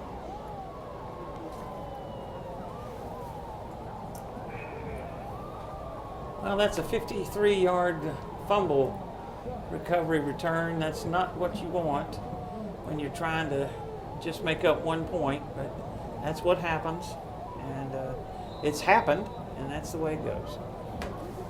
Rebels line up for the point after attempt.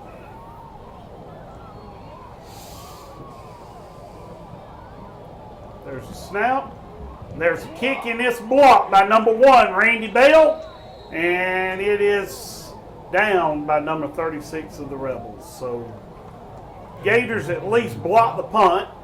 That goes to show they hadn't just quit yet. Randy Bell comes through, senior linebacker for the Gators. But also already scored a touchdown as a fullback. So that makes the score 27-13. Gators down by 2 touchdowns. I think we've been in this position before early in the game. Ron, I hope that we can fight back as we did in the first half. And the other part of that is it was our opportunity to block the extra point where they blocked ours in the first half. So we get the 2 touchdowns. It should be most interesting.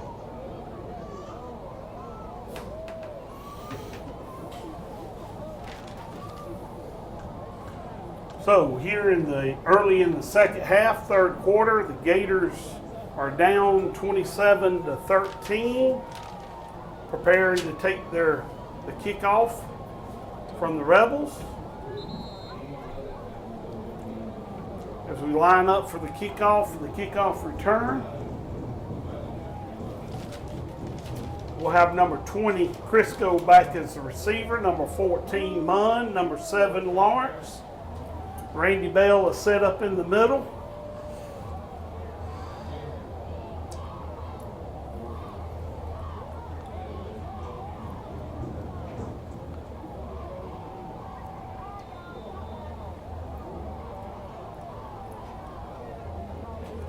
Number 23, Bessemer Rebels, that'd be Jackson Stewart, is the kicker.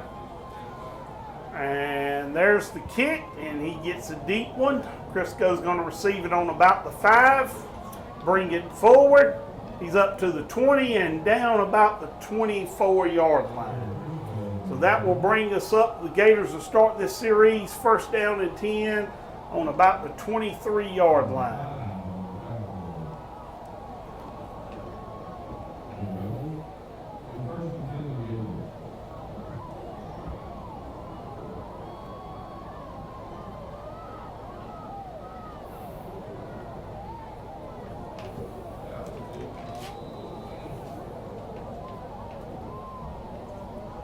Run. The Gators come to the line of scrimmage, break the huddle. There haven't been in very many tonight. Valero's calling for the snap. Hurd's in the rotation. Valero's going to keep it himself. He might have picked up one, but there is a hanky on the ground. Let's see what we have. Looks like we have illegal motion on the offense, and that's going to back us up 5 yards. And that's going to make it first down and 15 for the Gators. That's not the direction they need to be going. And the other part of that is they don't seem to have the offense to make up those big chunks of yards. So they've got to do something to get a play, And make he a play. Fakes it to Lawrence, keeps it himself, and he's sacked for about a 7-yard loss that time.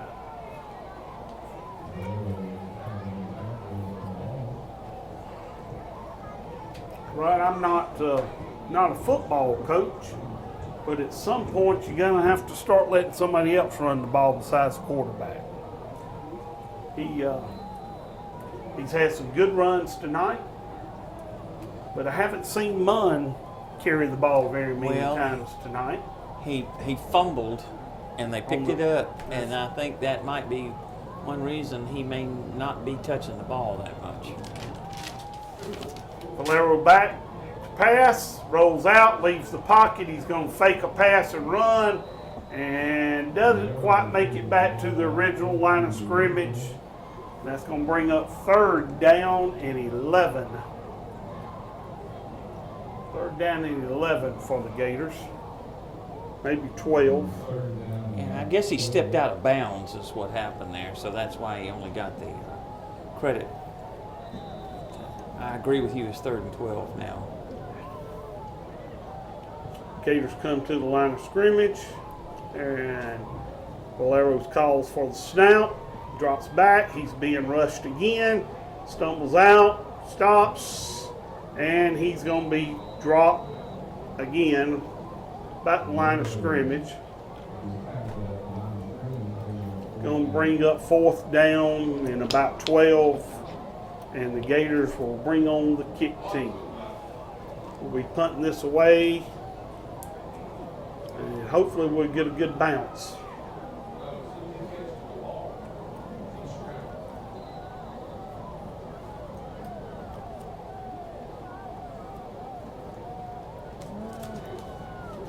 There's a snap. There's the kick. It's high, but it's going to be short. It bounces around the 47. He takes it at the 50, and he is down the sideline to the 10, and he is tackled again by Nathan Tupac. Same guy that did the return to first and goal before, and he not quite as many yards, but still. Bessemer will have the ball on the 3-yard line, up 27-13 already, and Gators look like they're running out of go-go juice right now. Takes a snap, hands off to number 3 up the middle, might have picked up a yard.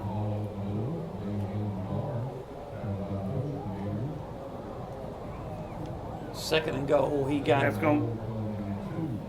a yard. Yeah, that's a good call. Second and goal, 2-yard line for Bessemer.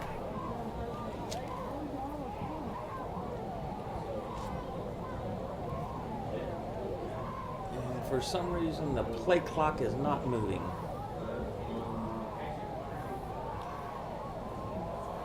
Bessemer comes to the line of scrimmage. McDonald still in as quarterback, 2 backs lined up. Takes a snap, fakes a handoff, and he is sacked. That is number 2. Landis Boyd comes in for the big hit on the quarterback.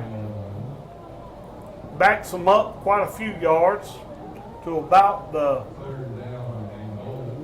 at the 11. 12, about the 12-yard line. Between the 11 and 12. Yeah. So it's going to be 3rd down, goal to go on the 12, and we have a timeout, Bessemer, and with that, we will take a commercial break here.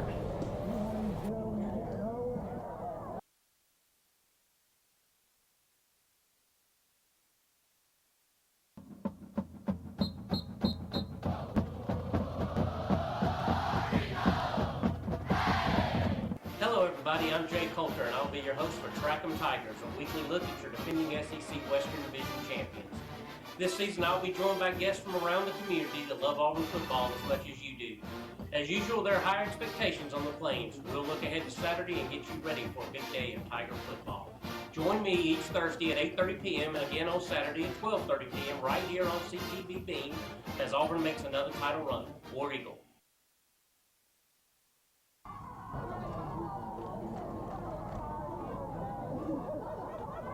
In after a long punt return.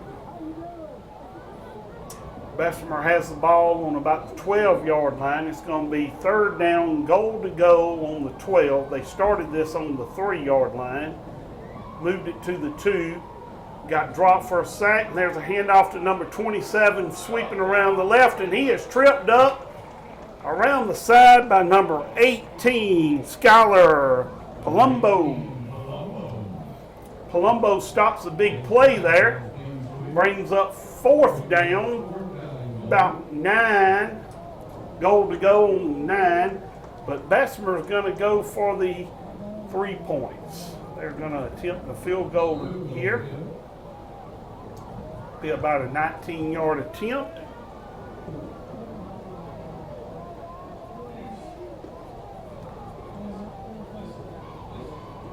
There's the snap. There's the kick, and it looks like it is good. Bessemer goes up 30-13 over the Gators here in the swamp.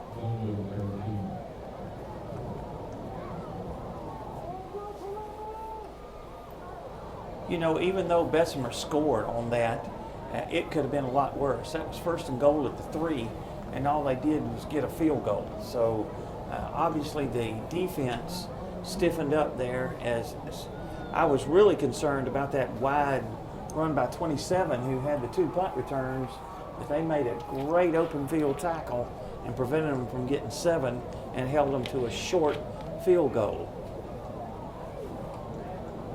And that has been what's kept Gators in this game so far, is their defense. Of course, 2 of the long runs were actually punt returns, run back down inside the 5-yard line twice off of punts that set Bessemer up for 2 of their scores, 1 touchdown and that field goal attempt. And there's the kick to the Gators, going to go deep again. Crisco will receive it about inside the goal, and it is a touchback.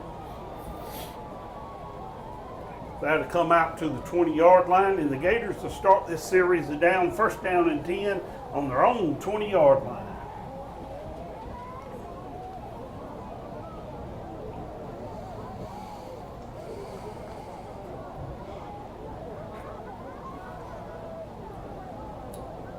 Gators once again start the series in a huddle. They've been playing most of the game from a non-huddle, but it seems like each time they get the ball, they actually break from the huddle to start a series down.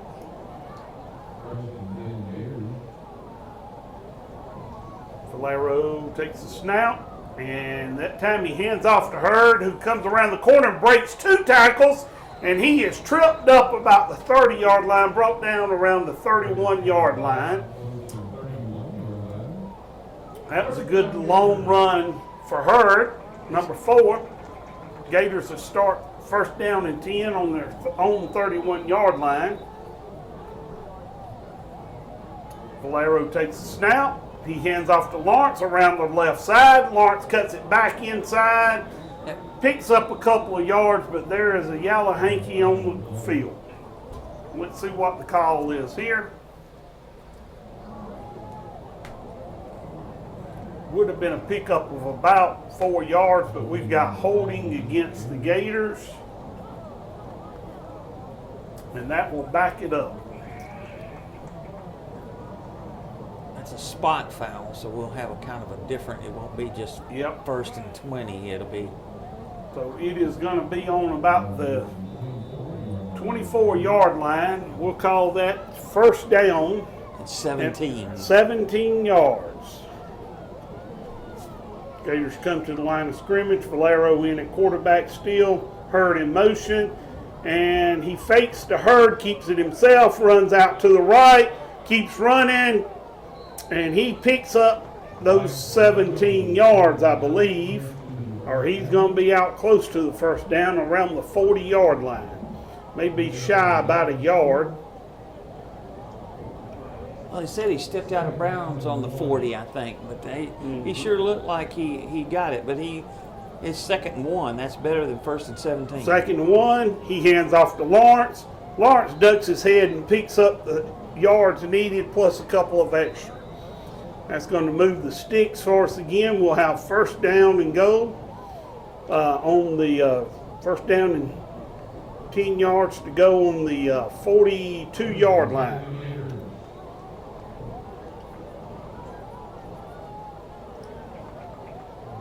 Gators look a little confused on where they're supposed to be. Seems to get everything run out. Got 10 seconds left on the time clock. Hurd in motion, and we fake to Hurd, run up the middle, and we get back to the line of scrimmage. Valero has run the ball quite a few times tonight. Not sure how many. Well, he's run the ball 23 times so far, Tim, in the game. He's had good yardage in the 1st. I don't know what the total is, but I'll figure it out. Sweeps it around to Munn, who just ain't got nowhere to go, and he's brought down for a loss on the 35-yard line. Might be the 34.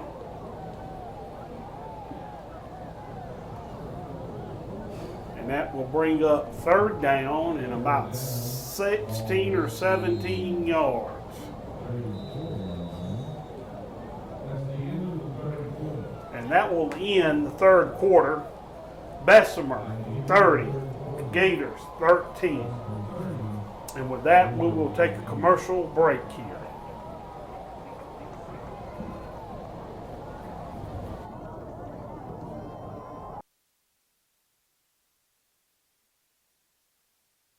Hello everybody, I'm Sean Taylor, and I'm going to be your host for a new show called Tide Talk.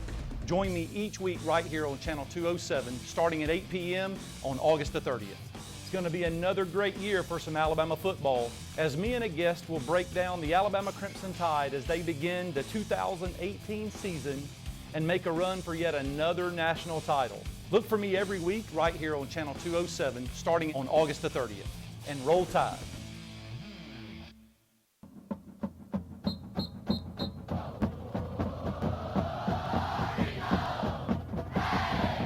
Hello everybody, I'm Jay Coulter and I'll be your host for Track 'em Tigers, a weekly look at your defending SEC Western Division champions. This season I'll be joined by guests from around the community that love Auburn football as much as you do. As usual, there are high expectations on the Plains. We'll look ahead to Saturday and get you ready for a big day of Tiger football. Join me each Thursday at 8:30 p.m. and again on Saturday at 12:30 p.m. right here on CTVBeam as Auburn makes another title run. War Eagle.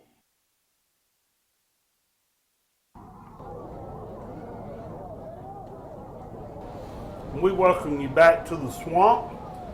Glenwood Gators playing Bessemer Rebels. Glenwood has the ball, third down and 17 on their own 34-yard line. It's been a rough second half here for the Gators so far. So far they've been outscored 17-0. The only, I guess you would call, bright spot is that we checked, and at the end of the third quarter, Valero had 98 yards, but it took him 23 carries to do it. Okay, Valero takes a snap, drops back to pass, and he's going to throw that one long, but it looks like the receiver stopped and had to take off again. That was Hurd, the intended receiver, number 4. And that will bring up fourth down and about 17. Got a good feeling the Gators are going to keep this one away this time.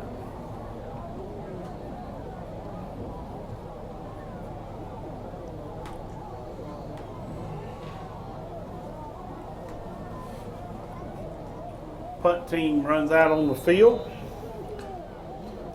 Number 70, Nathan Tresbutte, will be the kicker.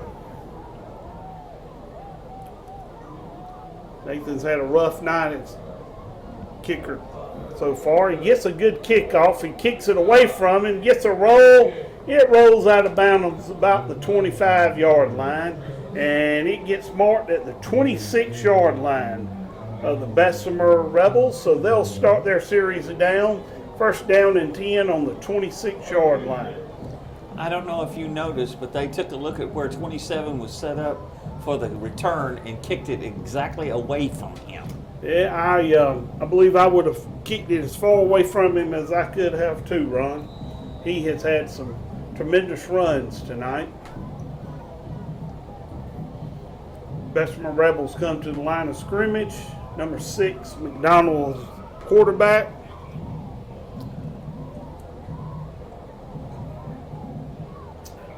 Call for a snap. He hands off to number 1, Austin Clark, up the middle.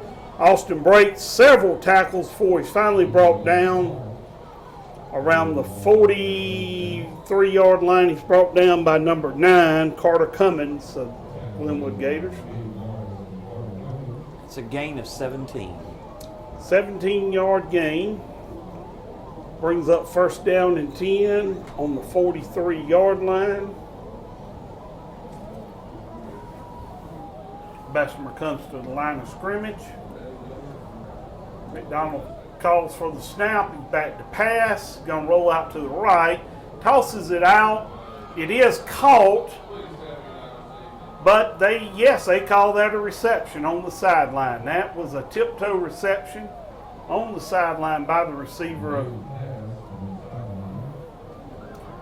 That's going to be a 9-yard gain for the Rebels. Brings up second down and 1.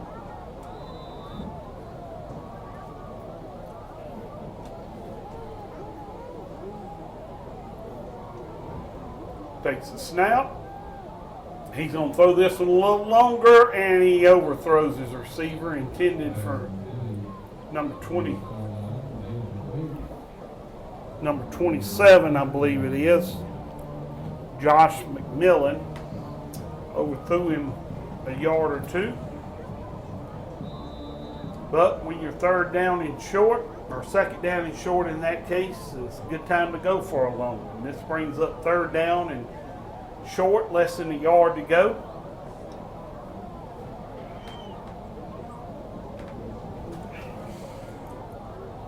McDonald takes a snap. He hands off to number 1, Austin, up the middle, out to the right, and he's off to the run, and he is brought down downfield, finally brought down by the Gators. Number 10, Jacob Harper of the Gators, brings him down before he gets too far. Well, he's That's down going to to put it on the 15. That's 33-yard run. 33-yard run for the Bessemer Rebels. Number 1, Austin Clark. I think the Gators defense is getting a little tired.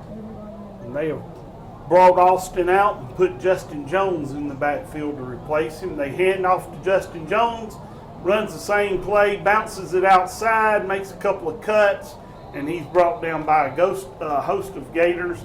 Looks like he's going to be close to a first down, but there is a yellow hanky on the field, and we'll see what the call is.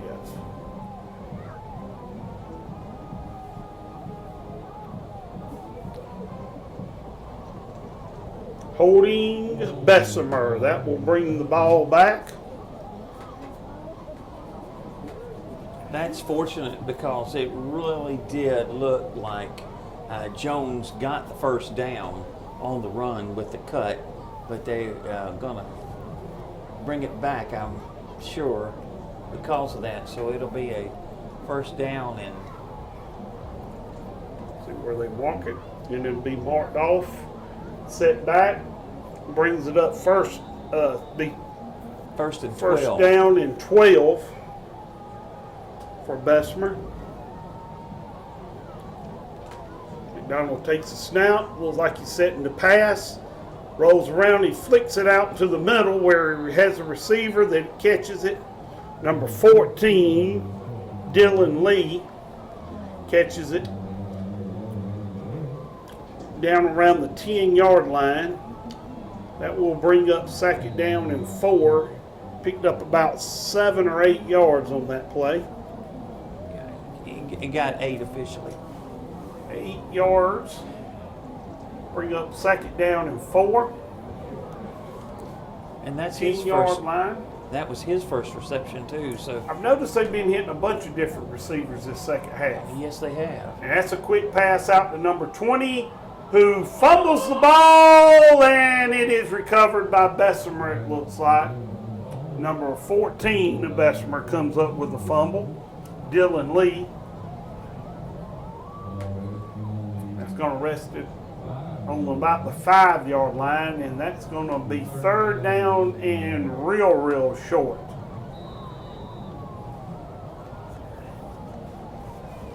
We could have certainly used another turnover at that point, Ron. I agree with you there. Bessemer's talking about it on the sideline. Play clock is running down. 5, 4, 3, 2, 1, and Bessemer calls timeout. And with that timeout, we will take a commercial break, ladies and gentlemen.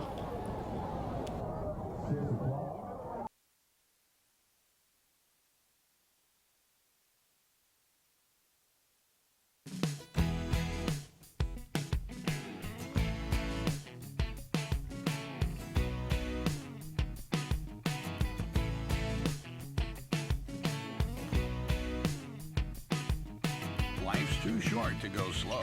That's why CTVBeam offers 100 megabit internet speeds for only $19.95 a month when bundled with your cable. We're CTV every day. We're powered by you.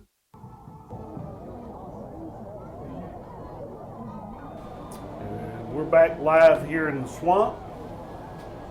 Bessemer Rebels have the ball third down and inches, down on about the 5-yard line. Score is 30-13. McDonald lines up under center, the I formation. Number 3, Justin Jones is tailback, but he hands off to number 1, Austin Clark, the fullback, up the middle, who picks up a yard or 2. He will get the first down, and it will be first down goal to go from the 2. From the 2-yard line.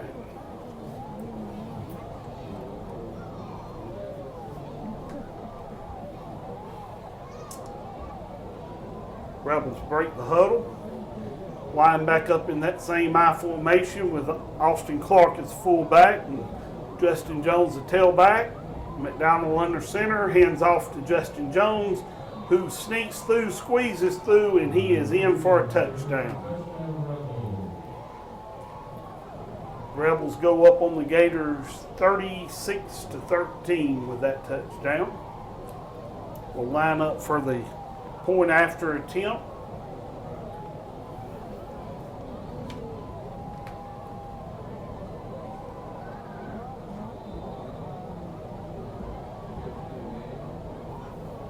Number 23, Jackson Stewart will attempt the field goal again. That one rolls across, but the holder gets that one up and he actually kicks it through. That was a rather strange extra point attempt. We give Stewart credit for that because that was not the best receiving of the ball to the holder for the extra point, but he managed to at least get it to where he could kick it. Stewart was there, obviously there all everything. He punts, kicks, kickoffs, field goals, extra points, does it all as far as the kicking duties are concerned for Bessemer. Gators will receive again here in the fourth quarter. Bessemer will line up the kickoff to them.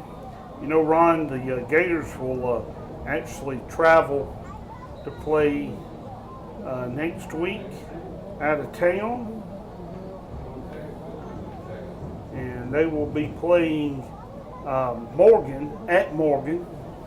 And then they'll have a week off. The week of the 21st, they'll have a bye. And then they'll be in Birmingham to play a team out of Mississippi. Nutsabee out of Mississippi.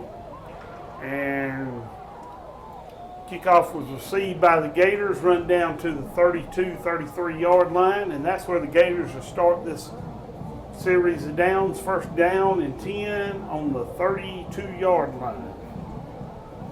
That was Trevor Crisco on the return.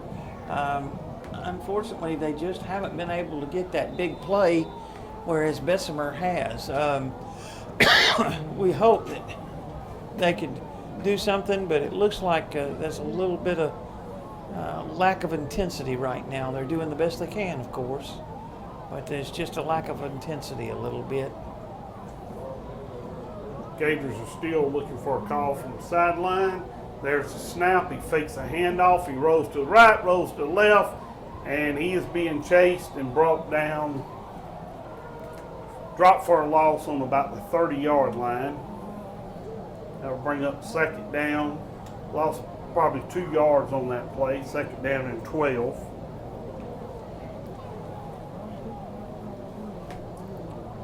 Gators will not have another home game until October the 12th against Tuscaloosa. Will be on the road for quite a bit. Valero takes a snap. He throws one, but it's out over the reach of number 22, the wide receiver, Cam Carpenter for the Gators. Gave it all he had, laid out for it, but it was still beyond his reach. That'll bring up third down and 12. You know, I'd like them to see if they could try to use Ben Bankston on a reception. He has done a good job on a couple of catches for him this year. And he hands off to Lawrence up the middle. Lawrence might have got 1 yard before he was met by a host of Bessemer Rebels, led by number 4 of the Rebels, Braxton Griffin. He going to bring down 4th down and 10 for the Gators, and they will line up with the punt team. Number 27 of the Rebels, Josh McMillan, has been a weapon for the Rebels tonight. He lines up to receive the punt on the 45. He's on the right hash mark, so I assure you that he'll be kicking it to the left hash mark. That will probably be the attempt, most definitely. Nathan gets the snap. It's short, but he gets it off. He kicks it to the left hash mark, as Ron described, guessed it right, and it rolls down dead on the 30-yard line, but there is a flag on the play. It looks like it's going to be against Bessemer, over on the Bessemer sideline somewhere. We'll see what the call is. And to back them up a few more yards, whatever it is.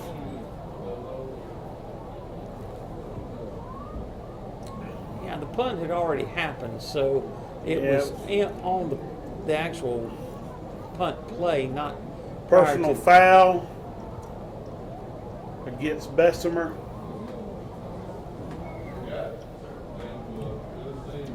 Yeah, the play was well beyond where the flag went down.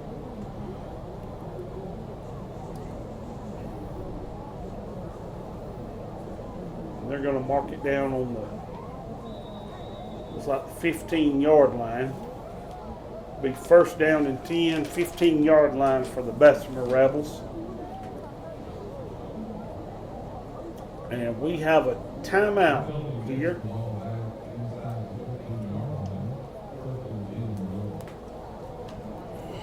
And with that timeout, we will take a commercial break.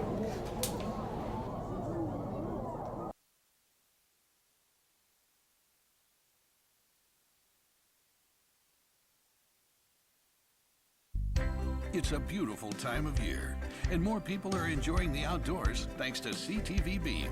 With 100 megabit internet speeds for only $19.95 a month when bundled, watch whatever you want, anytime. If you're stuck in a contract, no worries. We'll give you up to $200 to buy out your contract from the other guys. So enjoy your time together. Powered by CTV. Every day, we're powered by you.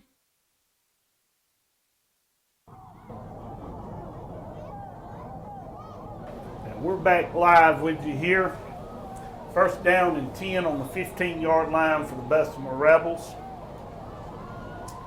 Bessemer up on the Gators in this game. There's another running back. First time we've seen that one. Hand off to number 35. That's Judson Hoagland for them.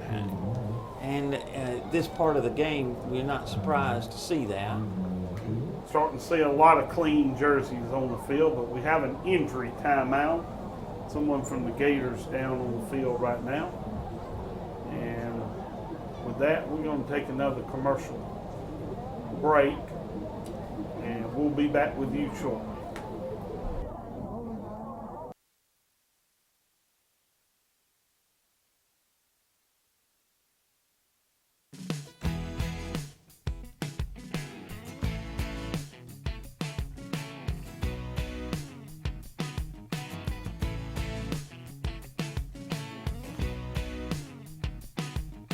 Life's too short to go slow. That's why CTVBeam offers 100 megabit internet speeds for only $19.95 a month when bundled with your cable. We're CTV. Every day, we're powered by you. Hello everybody, I'm Sean Taylor, and I'm going to be your host for a new show called Tide Talk. Join me each week right here on Channel 207, starting at 8 p.m. on August the 30th. It's going to be another great year for some Alabama football, as me and a guest will break down the Alabama Crimson Tide as they begin the 2018 season and make a run for yet another national title. Look for me every week right here on Channel 207, starting on August the 30th. And roll Tide.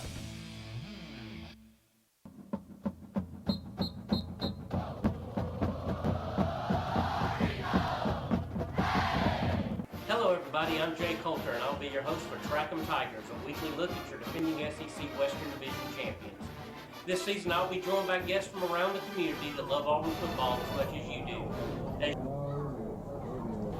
And we're back with you live here, ladies and gentlemen. That was Randy Bell, #1 starting linebacker for the Glenwood Gators. That was injured, walking off the field on his own.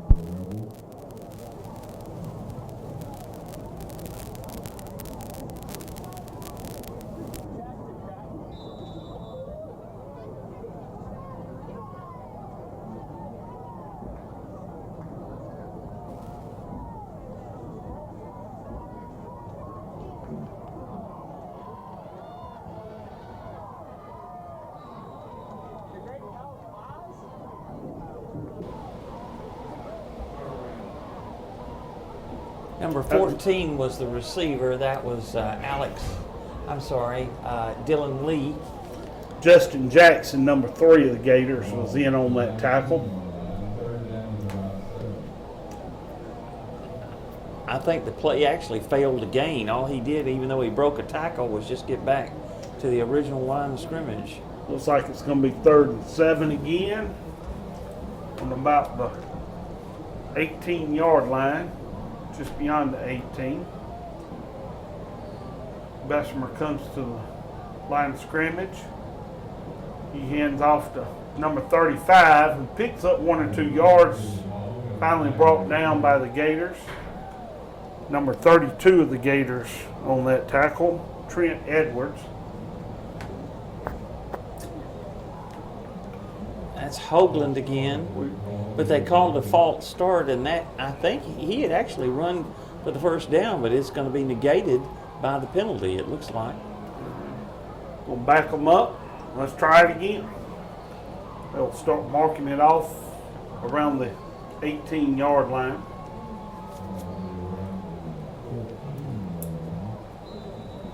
It'll wind up about the 13, 14-yard line.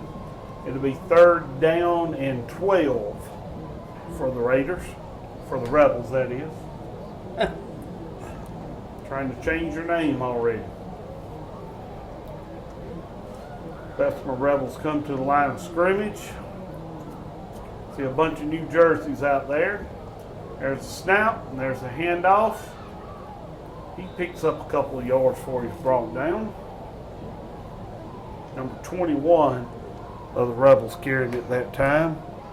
Shamad Muhammad. They've got him listed as a freshman, so. That's 4th down and 7. And we are going to kick this one away. Number 22, Micah Overton, will be the kicker on this play for the Rebels. He hasn't really kicked that many times tonight, has he? No, just once. once. Maybe twice. Once. There's a snap. He gets the ball away. Good kick. Crisco's over Crisco's head off to the side. Crisco let it roll dead. It'll be down to about the 34-yard line. And the Gators will start this one 1st down and 10 on their own 34-yard line.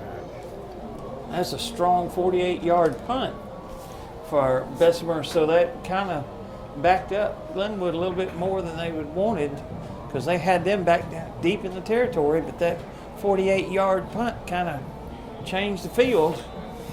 Gators will break the huddle. Looks like we're going to have a new quarterback in. Looks like the backup quarterback, Bryce Newman, number 16 of the Gators. Looks like we're going to have a few new jerseys out there also on the orange side. So let's see what Bryce Newman can do here late in the game.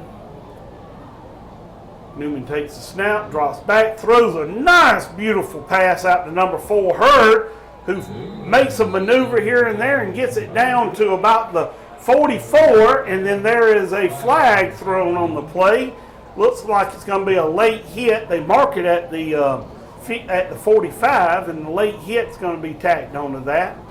I think he was already out of bounds by the time they threw it. Personal foul against the Rebels. And that attack on a few more yards. That was a nice pass by Newman. Yes, it was. It had a good zip on it. Purd was in a good position, used his block to maneuver and miss a few blocks, picked up a few yards off of it. Newman's not quite as big as Valero, but that was a nice throw there on his first pass. He's 1 of 1 for at least 10 yards. Yep, that's good. That's good. So Newman takes the snap. He dropped back to pass, and he's going to throw it long. And he's open, but he misses it. Well, intended receiver was number 14, Munn. And the pass was incomplete down around the 10-yard line. Had he caught that one, I believe he would have been in the end zone. Well, he hit him in a bad place. Yeah, I've heard of that one before. So Goaters go to a huddle again.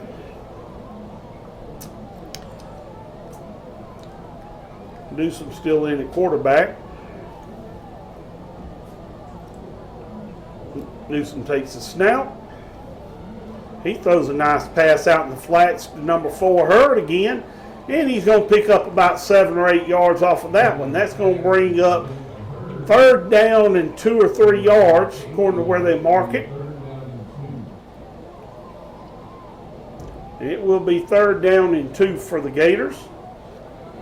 Newman comes back in. If you notice, Ron, they went from the no huddle to the huddle when they went with the new quarterback. Mm-hmm. Well, I think that's a good idea. Get his feet wet, make sure he's ready to go. Can't beat the fact that they're moving the ball now. And we're going to have offsides on Bessemer, and we will take the extra 5 yards. That'll give the Gators a 1st down. Move the ball up to about the 27-yard line. Be 1st down and 10 to go on about the 26 or 27-yard line. And we'll spot it at the 27. It's kind of hard to tell, but it looks like it is at the 27. We're going to have to get some darker white paint on those stripes. Newman takes the snap, and he's going to throw another one deep, but no receiver. Looks like a miscommunication on the route.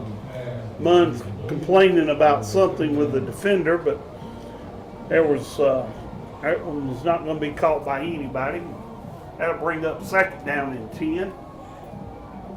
It looks like he ran a post, and he was expecting him to break out to the more of an out pattern, and just a little miscommunication. That happens when you have a backup quarterback in there. And I think Newman's the one that threw that long pass last week to Ben Bankston. Yes. He's got a nice, good arm on him. There's a snap from Newman. Newman's going to run. He's getting rushed by number 5, and he is sacked. Number 5, Dale Fields, Bessemer Rebels, sacks Newman for quite a loss, probably about 10 yards. Loss of 9 is official. Loss of 9 yards. We're going to call it 3rd down and 19, it looks like.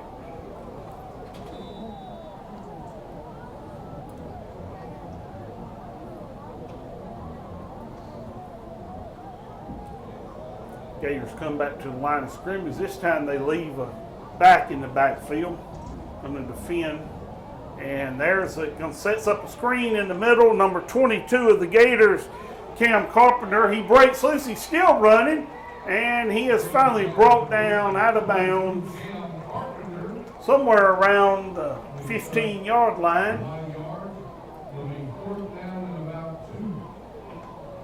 So we've got about 4th down and 2 inside the 20-yard line.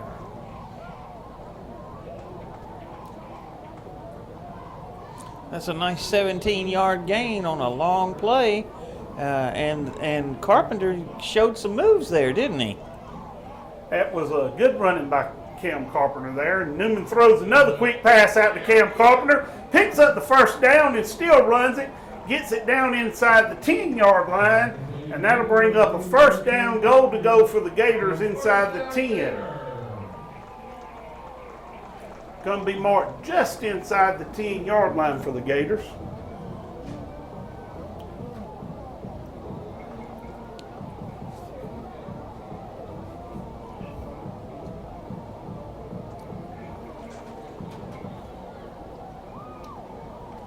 Newman back to feed the snap, rolls out to the right. He's got a blocker. He throws it a little short, but it is considered caught. And that is a reception. There again, is that Cam Carpenter? Yes, it is. That's 3 passes in a row between Newman and Cam Carpenter, moving the ball down the field. Don't think they picked up very much off of it. Just a couple of yards, but he did good to catch the ball because it was a low reception, pass, but he managed to get his hands on it and bring it in, so they got positive yards anyway. If I'm correct, Newman hadn't had but 2 incomplete passes since he's been in this series. That's right. Missed one long that should have been caught, and then we had a miscommunication where he overthrew a receiver. He's 6 for 8 in this final quarter, and he's already thrown for 34 yards in just this one drive, which is good. That is real good for backup quarterback. Gives you a little hope for next year and also for this year. Know that you got another weapon in the arsenal. So Newman up, take the snap. He lets one go again, and that's number 22, Cam Carpenter, in for the touchdown. So the Gators put 6 more points on the board before the game's over with. A lot of life left in those 2. That was a good long drive by, not to take credit away from the whole team, but between Newman and Cam Carpenter, they had a good drive there. Cam Carpenter is a 10th grader. Newman is 11th grader. So stepped in and did something with it. Good job. Gators up to kick. It's a high snap, and it looks like it's up and through.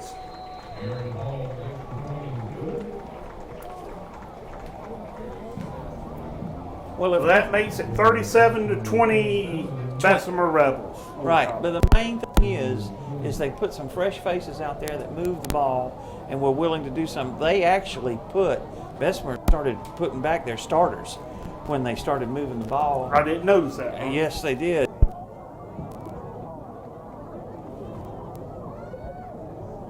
As far as throwing the ball, he even though he got a sack, he overcame the sack with a nice play and got it to Cam. So I would think that those two have some real good communication between the two. They look good as a combo for passing. Well, I don't believe we had a single run play that series, did we? Did we run the ball at all? No, we did not. Every play for that whole entire series was a pass series. Very productive. Gators will keep this one off from the 40. Garrett Hall, another 10th grader, in to kick. Filling some big shoes from kicker of last year, Camacho. Camacho kicked for several years for the Gators. He was, and Garrett Hall has stepped right in here and done a fine job to replace him. Looked like Gators might have been off a little bit, but that's a punt kick, short kick, and it's down by number 18 on the 32-yard line. Well, it was sort of like a pooch offside. Yeah. They were just trying to hit a hole that, maybe they could recover the ball. You don't know. It didn't work. 18 did the right thing. He called it and downed it immediately, so that Glenwood couldn't get a fumble recovery or anything on that. So it's 1st and 10 for Bessemer on the 33. So Bessemer will come out 1st and 10 on the 33. Looks like we still have the same starting quarterback, but we've got a few other new jerseys. And number 21, the freshman, Muhammad's in there, and number 14, Dylan Lee, who has run the ball one time. They are in there now for Bessemer on offense. Takes a snap and takes a knee. So it must be close to the end. It must be close to the end of the game there, Ryan. Gators did fight to the end. We're proud of our boys for fighting to the very end. Once again, we will be at Morgan next week. Bye after that. Gators will not have a home game again until October. October the 12th, we will play Tuscaloosa here at home. And we look forward to having you guys see us again. Come watch us on CTVBeam on October the 12th as the Gators host Tuscaloosa Academy. Ron, this was a ball game we thought was going to be out of hand to begin with. Started out 14-0. The Gators fought back extremely hard. Their defense played great. They had some turnovers, made some things happen. Come in at halftime only down 14-13. We thought it was going to be a good game, but right off the bat, the Rebels jumped on them, scored a couple of touchdowns early in the second half, kind of put it out of reach for the Gators. And the Gators right there at the end, that last series, had a good series with some of their backup players, actually scored a touchdown. And now they've got to see what they can do to maybe combine those two offenses. The running offense of Valero, who wound up with 96 rushing yards, and the passing offense of Newman, because he had 38 yards and a touchdown passing the ball, and Valero ran for one. It'll be an interesting game next week when they travel to Selma. It was an odd thing. Glenwood played Morgan twice last year. In Selma, in the regular season, they won the game. It's a non-region game. Then Morgan came here for the first playoff game. Glenwood played without Colleen Bonds, their leading rusher, and Navy Harris, who was a stalwart on defense, who was going to take his place, was injured on the first play, and they wound up losing 20-14. So Morgan won here. So since they're going to Selma, it will be interesting to see how the Gators do in Selma this year. Well, we will make sure that we keep you up to date on how they do, and we will see you all again October the 12th. We encourage you to share with your friends that if they can't make it to these home games, that these games are also televised on CTVBeam at YouTube. You can go to the CTVBeam channel on YouTube and watch this game live stream. If you don't have cable TV, or if you live over in Columbus, you can watch these games live. And we encourage you to watch them. For you guys that were at the game, you want to watch it again, it'll be televised again tomorrow. So with that, Ron, I look forward to seeing you again in a few weeks, and we'll talk to you later. And ladies and gentlemen, we'll see you on October the 12th, live in the swamp.